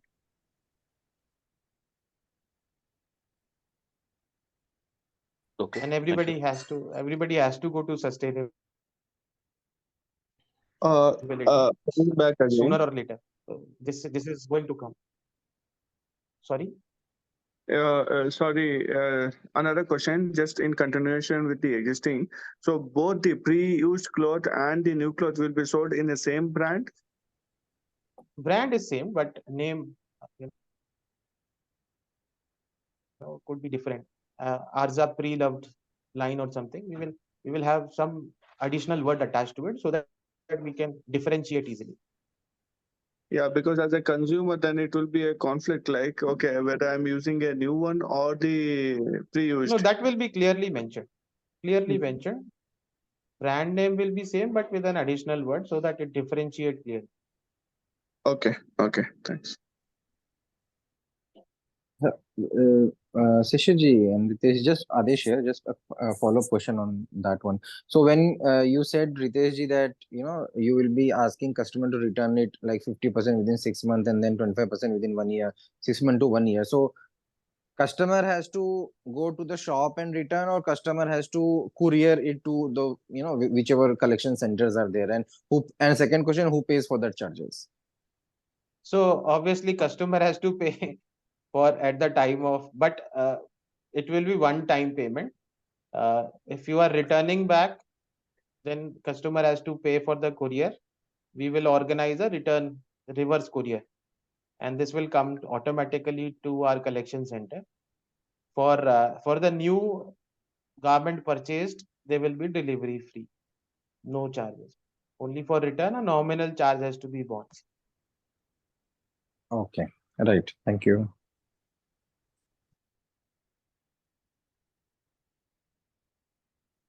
Yes, so there's a question in the chat. Will we be directly getting the position in the cap table? Absolutely, yes. You are not investing through a third party fund, you are investing directly into the company. Your name will be reflecting in the cap table.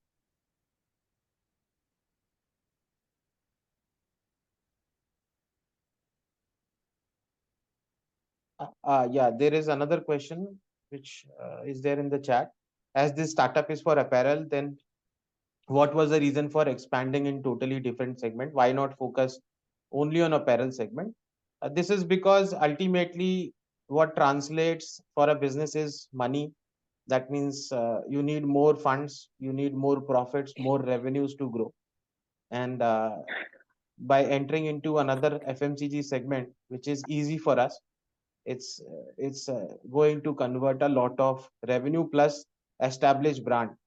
Somebody who's buying our clothes can also buy our tea. Somebody who's buying tea can also buy clothes, and we can do lot of such marketing by easily sending coupons. In the garment, we can send a coupon of 20%, 10% discount for tea. So this can add up, and that is why we say data is the new oil. We can add up more products and sell more products without spending on marketing. It will be very, very less spend for marketing, just some promotional material. So if opportunity is available, why not? And yes, we will be scaling up to the entire entire line. Somebody is asking post money valuation will be 10.5 crores or 11 crores. No, it will be 10.5, not 11, because 50 lakhs is coming through debt. Debt is repayable and there is no dilution in debt. Somebody is asking, you have a startup related to ceiling fan too. So for the investors who have invested in that startup, suppose 1 lakh, how much is worth of their investment in today's time? Asking this so that I can understand how the brand is performing under you. Very good question, and I'm happy to answer that. So what we have done is we have appointed regional directors for that. Trosby is the brand name for the ceiling fan brand. We have got our first order from Jammu. We have appointed a distributor. That distributor is a cash and carry distributor, and the distributor is paying 10 lakh rupees. Another distributor, by as we speak, is getting appointed in Kolkata today, and that company just started. So two distributors are there. Minimum 10 lakhs we take from a distributor in advance. So the company is going very well. We are expecting, by God's grace, to do at least 50 lakh of sale by March in Trosby. The company's name is One Shivan Innotech. So that's how. And just a answer without being asked. So how do I divide my time? Is every day I talk to the founder of my co-founder of Trosby, One Shivan Innotech. That is the company name. And every day I talk to Ritesh also. I've dedicated my time at least an hour a day to both the companies. And to be honest, if you ask my longer vision, I have two sons. The one company is for my one son, another is for another son. And that is the kind of length and scale I'm looking at, that these companies will grow at a larger. So I am very much emotionally connected, and I am very much dedicated, and lot of from idea to lot of visionary download I've given to both the founders. And definitely you can see a lot of good performance. By the way, we have just raised another round for uh, that ceiling fan company, One Shivan Innotech. We have raised another round without going to the demo day.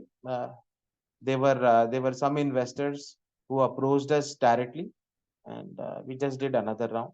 And by God's grace, uh, very soon we have got a investor from defense background,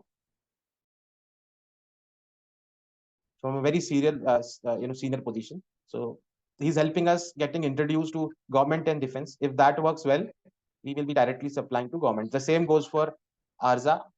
I am able to use my same connections both sides.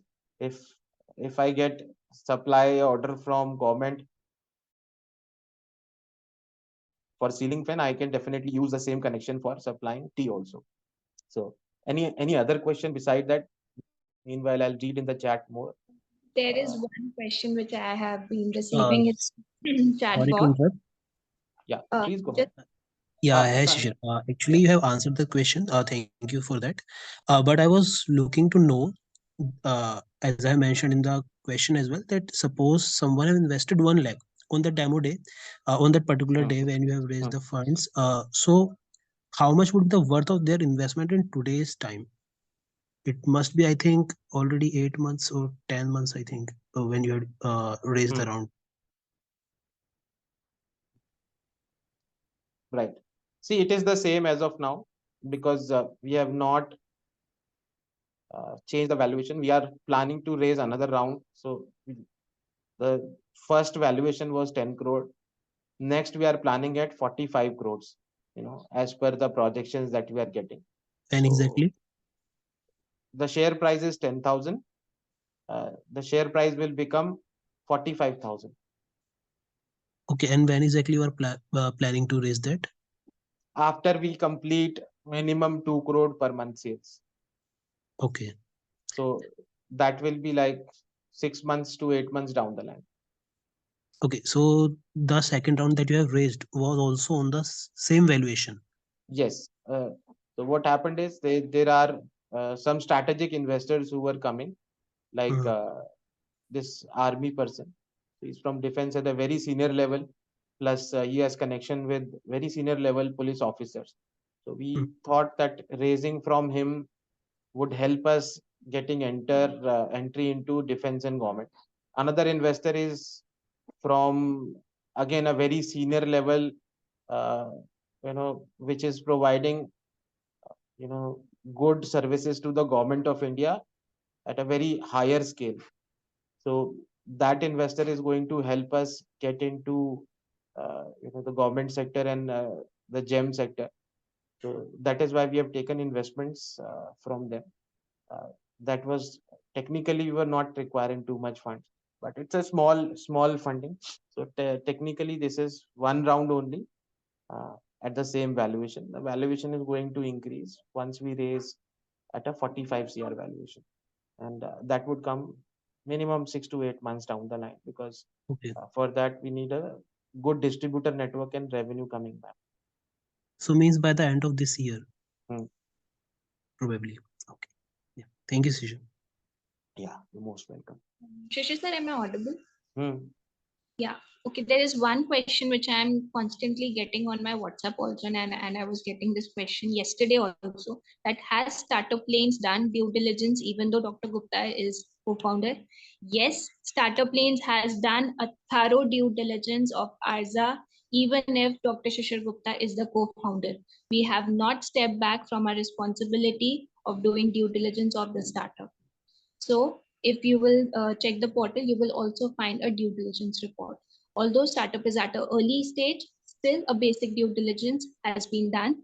That is reviewing their customer report, their bank statements, and their social media reviews, connecting with their vendors, connecting with their customers. This basic due diligence has been conducted by Startup Lane's investment banking team, and we are constantly keeping an eye on their growth for further evaluation. So I hope this clears everyone's doubt that due diligence is mandatory even if Dr. Shishir Gupta is the co-founder. Yeah, definitely. We never skip any step. Due diligence has been done, and I'll explain the process. In fact, the financial analyst independently uh, inspects the bank statement, each record, plus checks the bills. If it is a credit sale, checks whether the sale is actual or not. Everything is checked, and that's how they arrive at a particular valuation. Without due diligence, we do not conduct any demo day. And of late, we have taken a big break in the demo days because lot of companies failed in their due diligence, so we never presented them. We unfortunately have to reject so many companies because of this basic fact that misrepresentation of facts were there. So due diligence, be assured, and we will be happy to take up in case any investor wants to do their own due diligence through a third party or whatever way they want to. Most welcome. So, Shishirji, Adesh here, just a follow-up question. I understand your investment team would be doing a financial due diligence, right? What I heard, Sanjana, right? So, what about environment and social due diligence? Because right in Arza, obviously, I see that you will be setting up your factory, and then you have the contract manufacturers, which is there in like various cities like Tirupati and Siliguri, and also so environment and social due diligence also certainly comes more right now than 1 volt in comparison. So, what is your plan on environment social due diligence, Sushil? So most of them are already doing that, but like I learned from you last time, we will be asking for these copies because technically it's not into our hands. We have to take these due diligence reports from their manufacturers, and Should I add here something? yeah, yeah, Basically, the factories which we are working, they are all compliant, electricity compliant and environmental compliant, and they are all SEDEX. SEDEX is the primary requirement for any factory to get an order from a corporate. And the factories where we are getting our products manufactured, they work for Myntra, they work for FirstCry, they work for Amazon also. And without those compliance, they won't be getting any orders. So if some investor or someone wants, I can get the documents from them, the SEDEX and all those copies. So, Ritesh ji, just let me share about Adesh ji. So, Adesh ji represent a large private equity, and he has already pre-committed to Arza. He will be investing. So he has a good knowledge about these compliances. So probably we can take his help and make us more compliant in terms of environment and whatever is required, so that we do not face any challenge why we go to venture capitalist and private equity for raising more. Sure. Yeah, definitely. Yeah, so With my this only absolutely. So my only thing was like, because a lot of factories in India on garments especially, a lot of overtime happens, right? Which I've seen in my corporate experience. A lot of overtime happens. Subpar wages are given. There are like so-called policies which is not implemented on labor or otherwise, right? Which comes part of a social. So in case when our valuation is increasing, whenever we do for primarily I think 2-3 years back down the line, when we improve valuations, all these things comes into picture as to if proper due diligence has been done from starting till now. So I think that maybe you may need to check again on at least the social aspects and environment aspects. Obviously a lot of dyeing industry, we are manufacturing industry is dyeing industry, right? So a lot of dyes are used, and so in that case a lot of environmental pollution and all is linked to social. I will not tell more, but I think we can connect separately. But I would really expect from both the co-founders to please look into that on environmental social due diligence. Yeah, thank you. Yeah, we are getting the fabric dyed at Kothari Hojeri in Kolkata. They are the top dyers in India for our all products. Talking about process and operation, I'm talking No, only due Ritesh ji, what he diligence. is saying is Yeah, got it. For our बड़ी home. Company से बनवा रहे उससे कोई फर्क नहीं पड़ता, but we have to be careful about our footprint. हमारा carbon footprint minimal होना चाहिए, because ultimately when we become bigger, then these things will be very much important. We don't want to lose out because of somebody else's mistake, or we don't want to lose out because miss out कर दिया. So Adesh ji is there. इन्होंने already commit किया हुआ है, invest करेंगे. So he will be there to support us and guiding us in all these things. So one-on-one बात करके सारी guidance ले लेंगे ना. Done. Ji. All right, thank you. And it's already one, but still, if anybody have any question, we can still take. Anyone? All right, then I think we are good to close. And we have scheduled another session at evening today. So do recommend to your known ones if they want to join in, or if you want to come back at evening, most welcome. And thank you so much everybody for joining in. Thank you Startup Lanes team, Ritesh ji, and all the investors. Thank you so much. Hope to see your interest coming up at our website, and our team will be keen to support you, assist you wherever required. Thank you. Bye-bye. Thank you so much, everyone. Thank you so much.